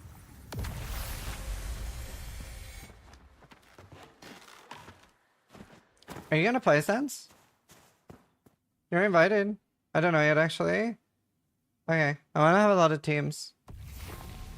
As soon as I find somebody to play V-Rising with, I will, but sadly not. Right. You just ask somebody in chat if they want to play with you. Great way to make friends. What's this place? Hi, Foxy the Fox. I heard you're playing with Scriba. Wait, is this a dead end? 9th.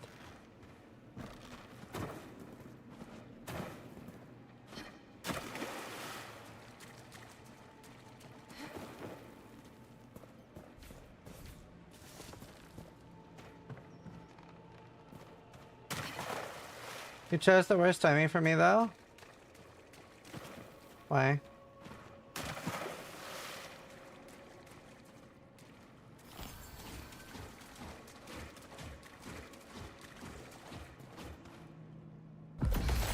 No, I almost made it. What is this place?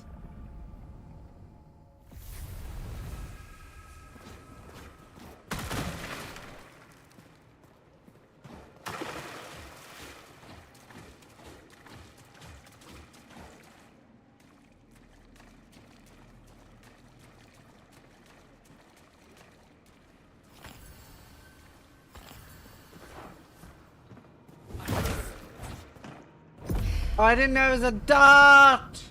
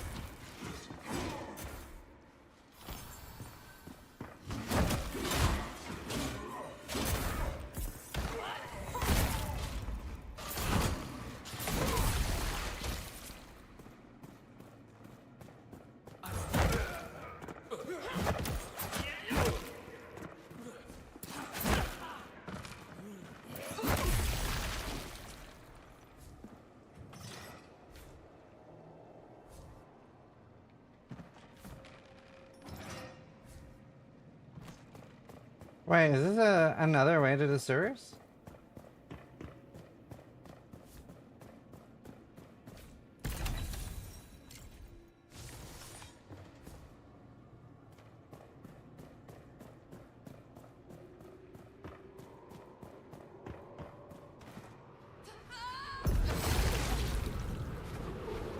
Oh, what's up, just a guy?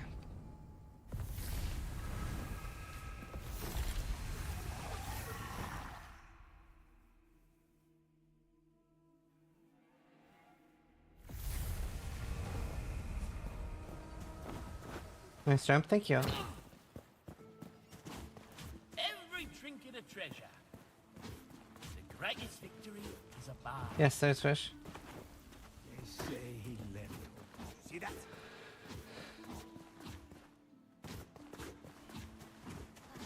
Ain't this place looking divine? A full belly's worth more than a full purse. Okay. Wow, fish platters, insane. Oh, finally. Oh, I mean, it doesn't really matter anyway. There's no reason to sell it on ID though, it doesn't go up in value. But like, IDing it, like, it's gonna be very hard for you to find, if it's good or not. Like, you'd have to think about like every build and stuff, so it's pretty rough.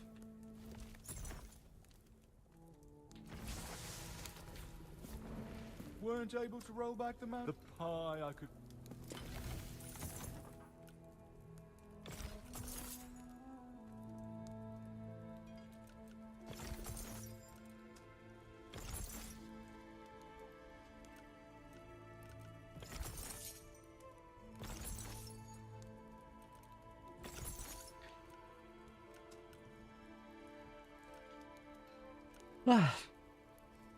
Yeah.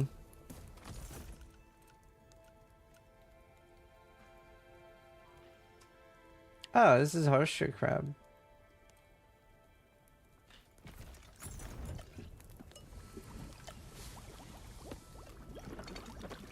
Alright, let's go talk to the prisoners. I know Garatha doesn't have anyone to play with. Karn, if you want to play with Garatha. They say he left. Oh, must be nice. Prancing around. That's it. The pestilence. Hi Snooty, good to see you. How you doing? You're a coward. I'm good. Chilling. Chilling like a villain. And a donut. Church welcomes all, traveler. Even me? Is that? Well, God speaks, and try not to be. It is when we are.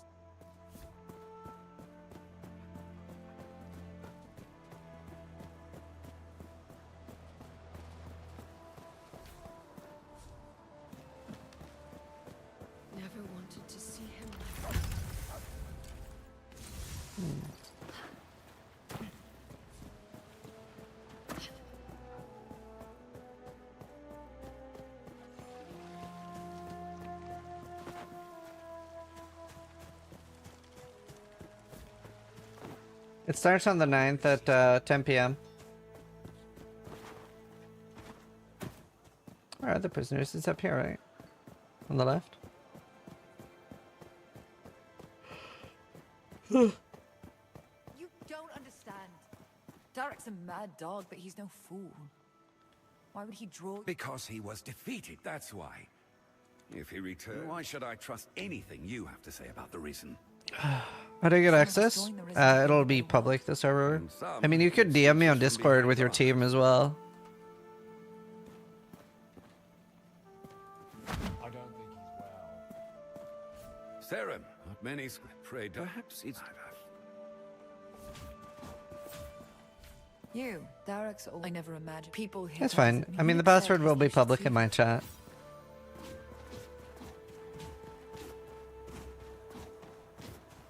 Wouldn't you like to see sacramentary ball?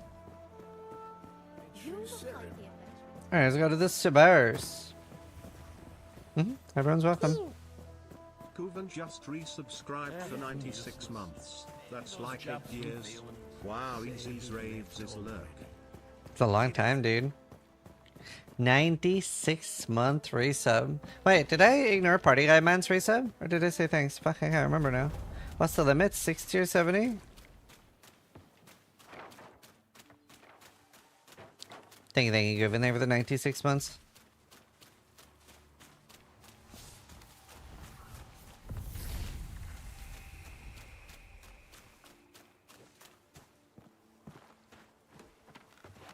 Yeah, it'll be on the hardest difficulty.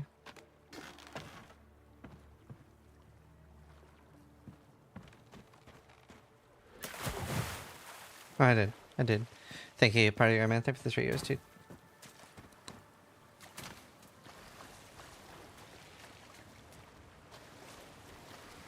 It's a long time.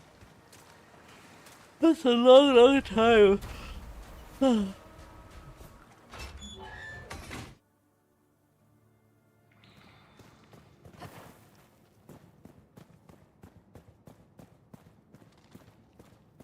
I'm gonna learn on your server. Okay, you might have a rough time. You might get farmed a lot by other people. So it is a PvP server. Wait, wasn't this all I needed to do?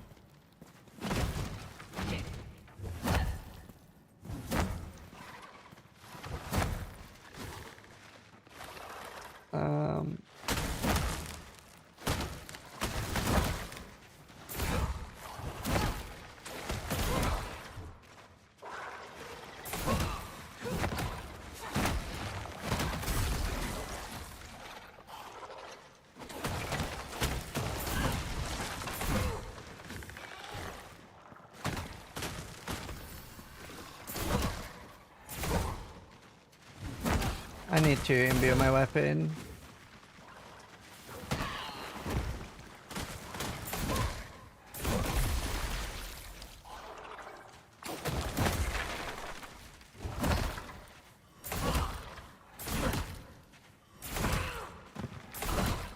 Is there a webpage that shows what it's good for? No, you would have to... What I did when I was... So like, again, if you only have one, this doesn't matter. But what I did when I focused hard on Legion is I leveled the Scion to level like 84. Respect, so the Scion could have every single jewel. And then I would check every spot. And obviously I know what would be good for any build in the game. So I was able to use like that. But like, if it's just one jewel, like, I think you're overthinking it. Just list it for sale for whatever the minimum price is and hope somebody needs it.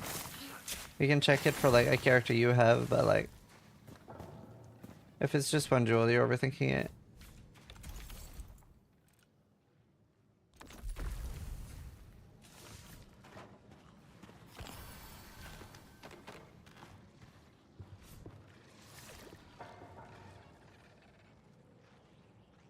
Wait, aren't I in the prison now?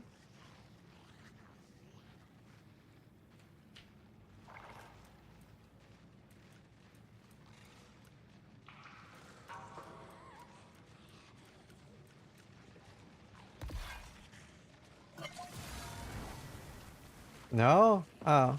Let me kill some things.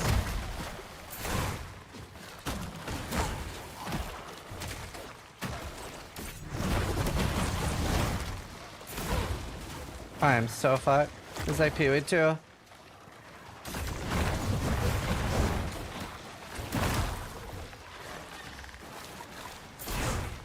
I am so dead.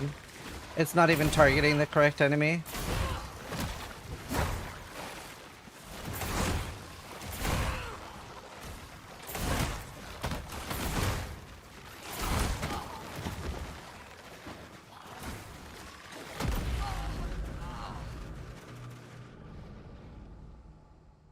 Have you tried the game Clear Obscure? No, I've heard good things though.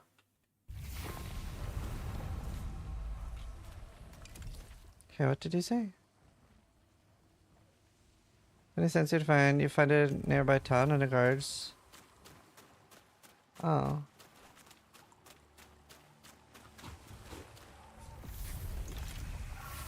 Yeah, if you like Souls games, you'll like it.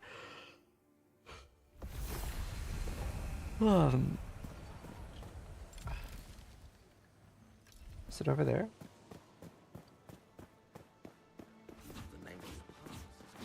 This city deserves a new beginning. You're the one in the cage. Listen.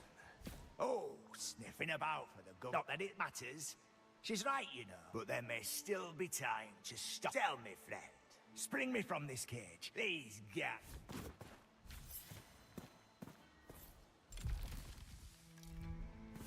Not another word from me.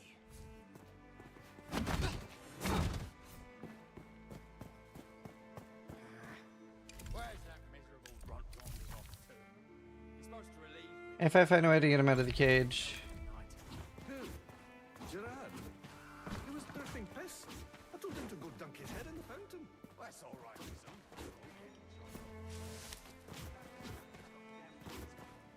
Looks like you.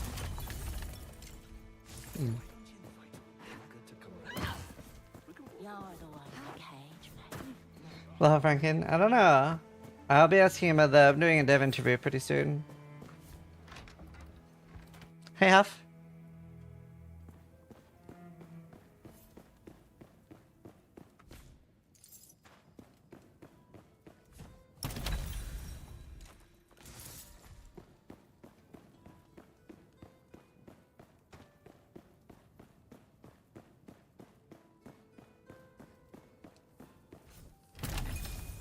How soon? So I know when to check I'm playing.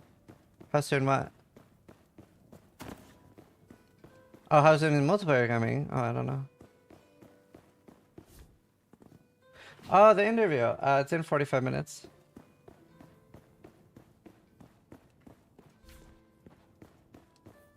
I don't know where to get this key. No rest for the wicked. It's like a Souls-like.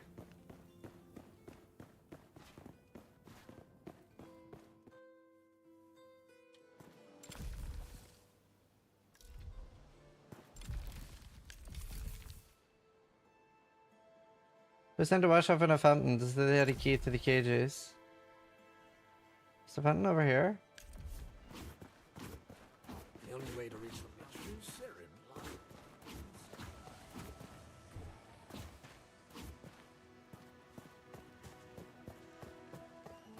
Everything is a price. Those chaps from field. May your pure name never be so sacrament anymore. One relic.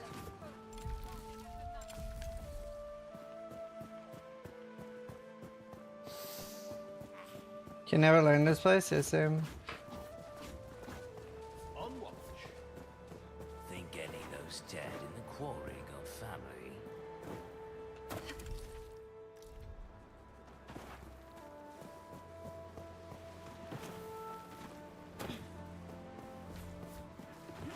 Wrong, it's hard to find.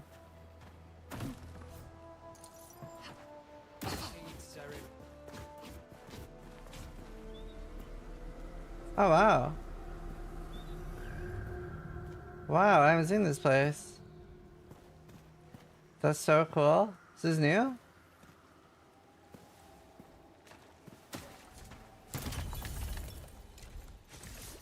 Cool. Take heed, Serim. Hardest area in the game? Okay. Sneaky little bandit. I'm not a bandit. The enemies are cancer. It's a very pretty game, yeah. Is this a fountain?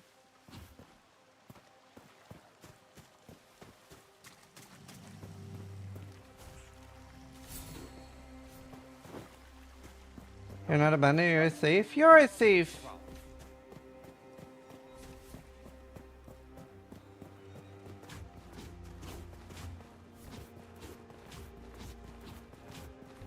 Yeah, people prefer playing this controller. I prefer mouse and keyboard The though. problem with you holier than thou types is you never look down. There isn't in the outskirts, so just to diverge, I'll slip out. Are we the bad guys, chat? Well, you stole my heart? That's sweet. That's too sweet. Is it better to be a bandit or a thief? Is it not the same word?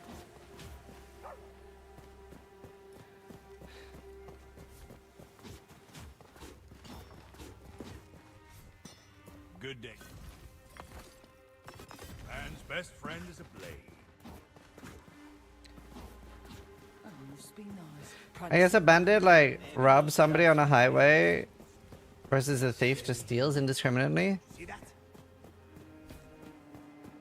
Nice, Tenny.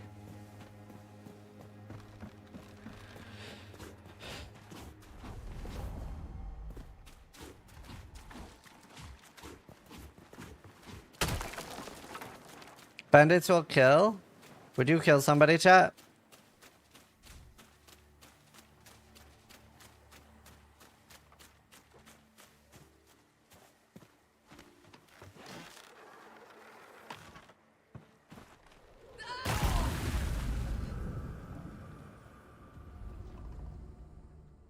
Fuck.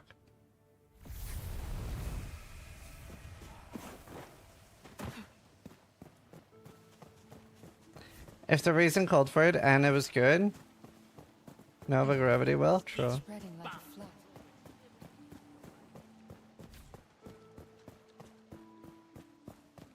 Try to die. Better here than back in here.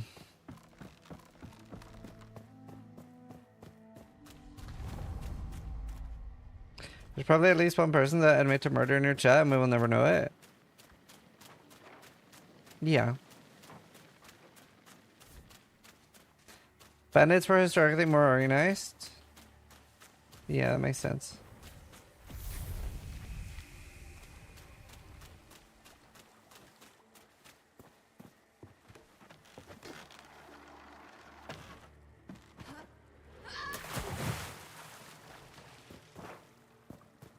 Blob, we're on to you.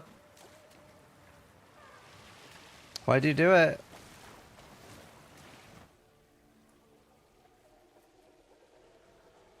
There you are.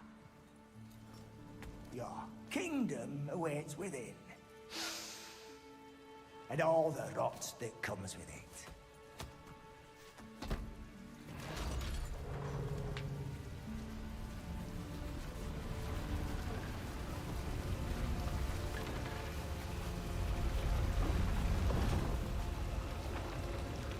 Now we're square near you. If you find Darak, tell him Rattigan sends his love. Rattigan. Do you think he's a rat shapeshifter? Like maybe he used to be a rat, but now he's a were-human?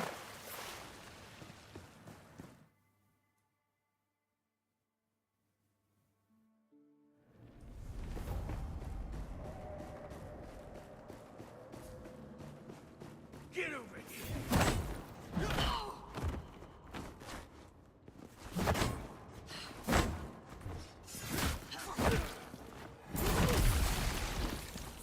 He's the dude on Harry Potter. True. Do you think anyone has that guy as their favorite character?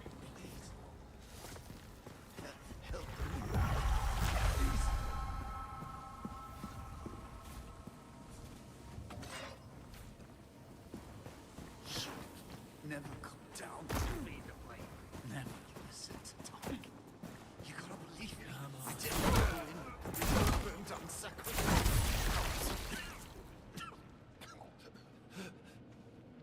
Please. Kill me. If it isn't...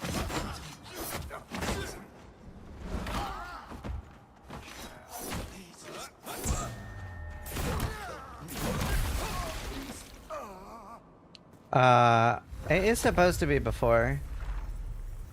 I did it after though.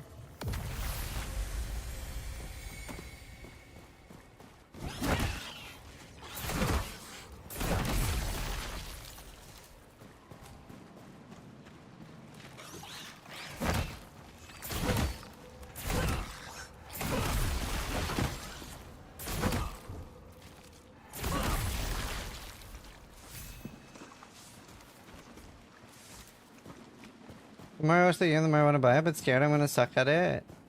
You'll probably be alright, you're pretty good.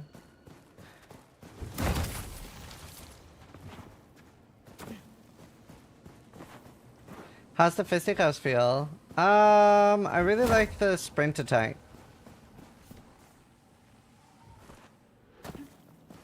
Like this one. Like that's very nice.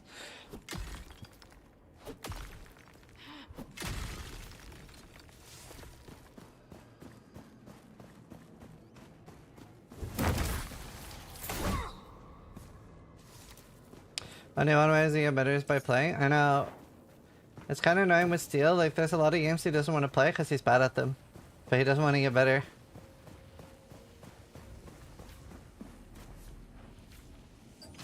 I still don't have it. If you're on Twitch, then so you're a lot better than the average gamer. True.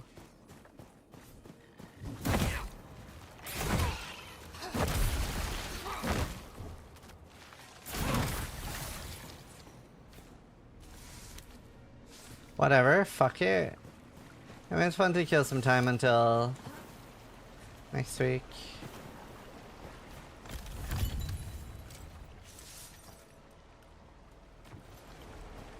I don't think I've upgraded my armor a single time.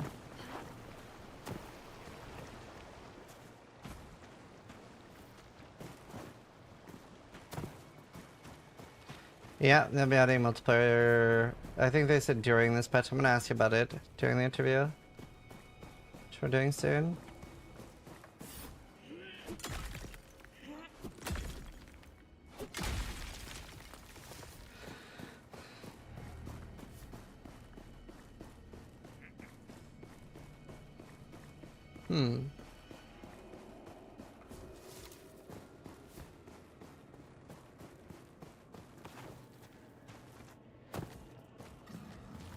I hate these.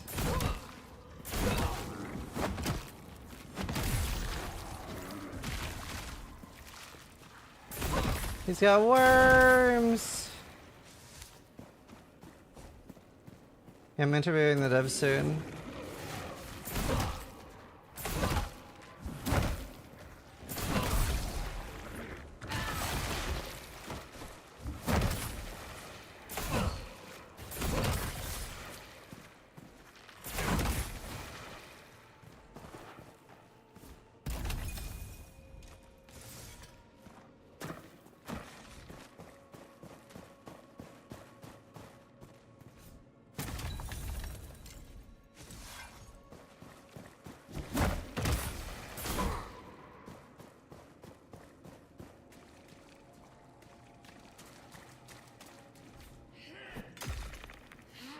From falling? I have a lot of that's from falling.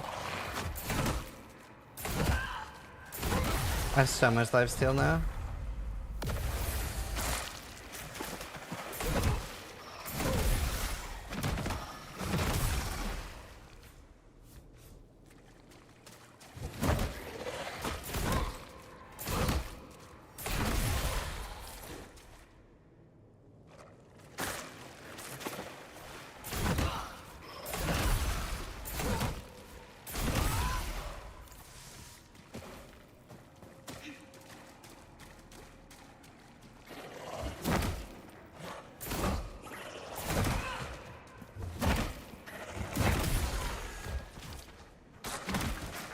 See, like here, I hate this ledge here, like why? Big not fan. We try playing with a controller? The answer to that will always be never. I hate controller. Feathering?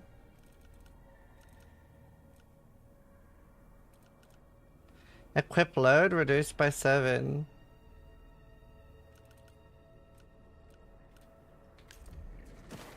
Why lol? Because I grew up on keyboard and mouse and I feel very confident with keyboard and mouse. Keyboard and mouse feels like an extension of my body. Controller, it makes me feel like a toddler. I feel so bad at video games. So even on Souls games I use keyboard and mouse.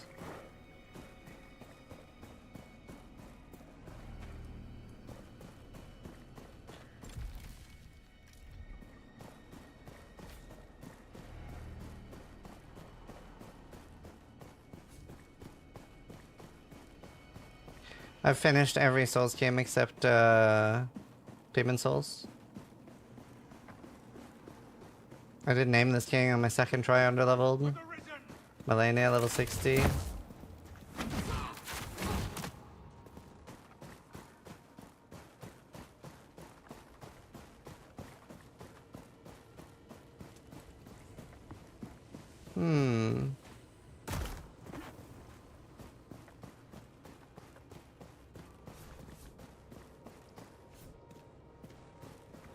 I don't know where to go. Yeah, I've done Sekiro. Also on mouse and keyboard. Or does it fall in? No, I haven't. Dark Souls 1 is fine with mouse and keyboard. Dark Souls 2 is pretty trash. I didn't like it.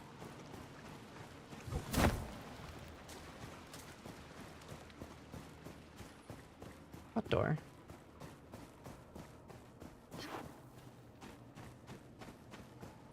Dark Souls 2 is trash. It's the worst Dark Souls. It doesn't even count as a Dark Souls.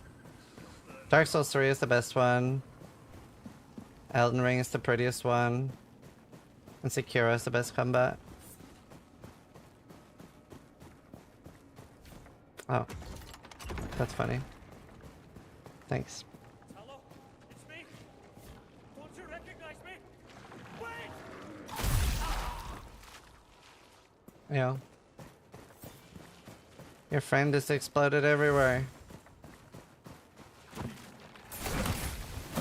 If Dark Souls 2 didn't know the Dark Souls name, people would say it sucks. Yeah. I agree.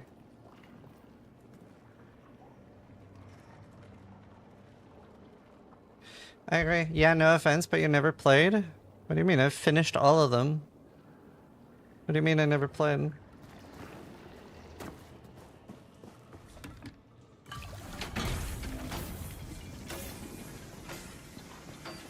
Love party guy, man.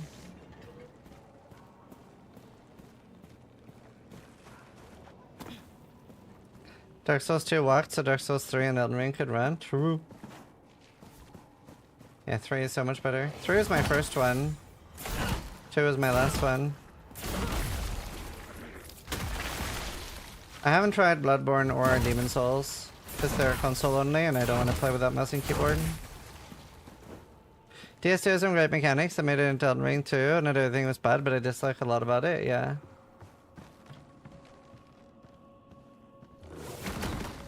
Oh no. Why did I die from water?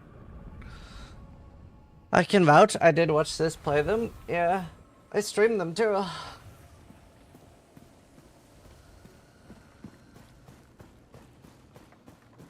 One more foul word about Dark Souls 2 and I'll go full that guy that gave you a lot of abuse for disliking The Witcher. So I had this one guy, he was like pretty new to my stream, but he was super positive. He was so nice. Every time he'd be like, hey Ziz, hope you're having a really wonderful day today, and be like the nicest viewer. He was very new to my stream. And then somebody else in chat asked me like, what would I rate The Witcher 3? And I didn't really like The Witcher 3 because I don't like story games, right? That's not like I really like good combat and stuff like that. And I was like, oh, for me Witcher 3 was like a 3 out of 10. I didn't really like it. I stopped like after 60 hours and didn't finish it. And he just fucking lost it. He was like, Sis, kill yourself, and just went completely ballistic, and I had to ban him just because I rated Witcher 3 too low. He's pretty mad. It's kind of funny. Little bit unhinged. Do you dare trash talk New World? New World does that itself, I don't need to. You still put 60 hours into a 3 out of 10 game? Yeah, because there's a lot of like really good things about it. There's a lot of good things about Witcher 3, and I do think objectively it is like a very highly rated game. But the combat in it is so trash that it was hard for me to enjoy it.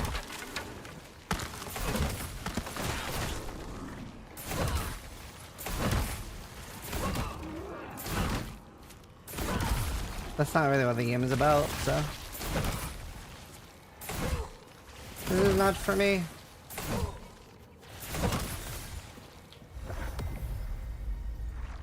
I love the Witcher show. Enjoyed it a lot. It's criminal, but you're entitled to your opinion. I mean, that's all it is at the end of the world, right?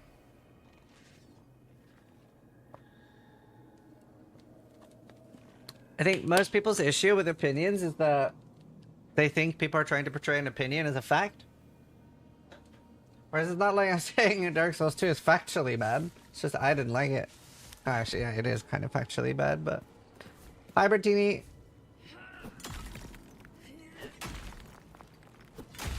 Good to see you, dude.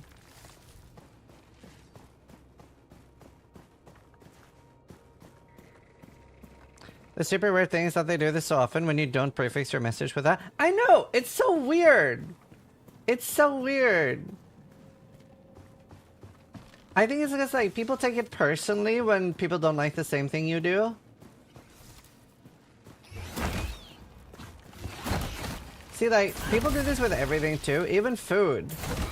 And I'll give a good example of this being really weird to me. So, like, other people will be really surprised when somebody doesn't like bacon. Whereas when I hear someone doesn't like bacon, I'm like, I'm gonna hang out with this motherfucker more, because whenever there's accidental bacon, I get their bacon.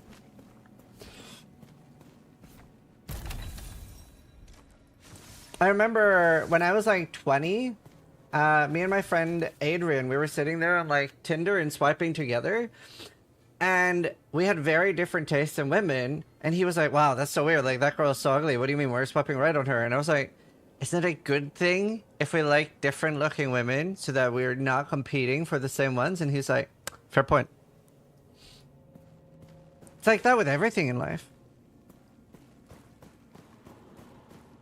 I don't mind when people like different things to me.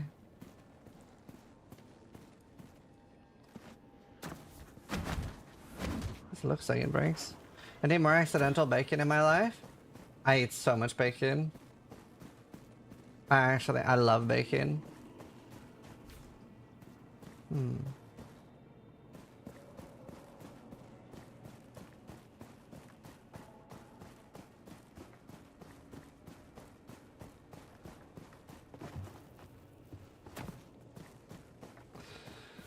I'm not sure where to go.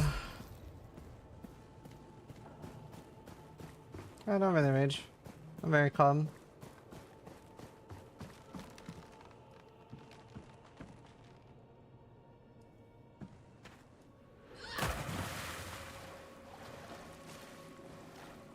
But if I like shitting on games, that's your prerogative. But one of the worst things about where I live is the limited access to good bacon. Where do you live with bad access to bacon, just so I don't go there? When we were at like the hotel in Japan, oh damn. When we were at the hotel in Thailand, there was so much good bacon at the buffet, and I would say like every day I would eat like 15 bacon streaks, something like that. It was a good time in my life, dude.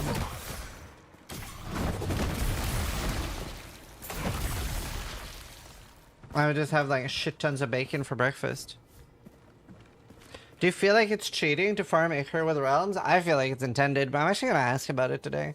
Bacon has to be the best thing in the world? I agree.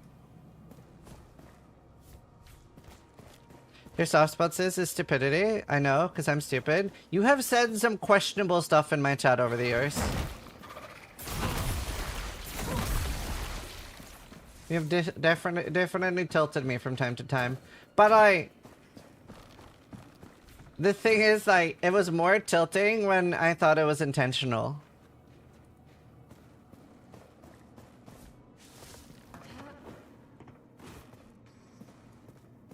What do you rate this game? 6 out of 10, probably? I think it has a lot of things you can do to easily improve, though. Like, it's more smaller things than large things. Maybe 7? 6 or 7? No, I don't know, probably 6. I think it has a long way to go. I enjoy it a lot, though.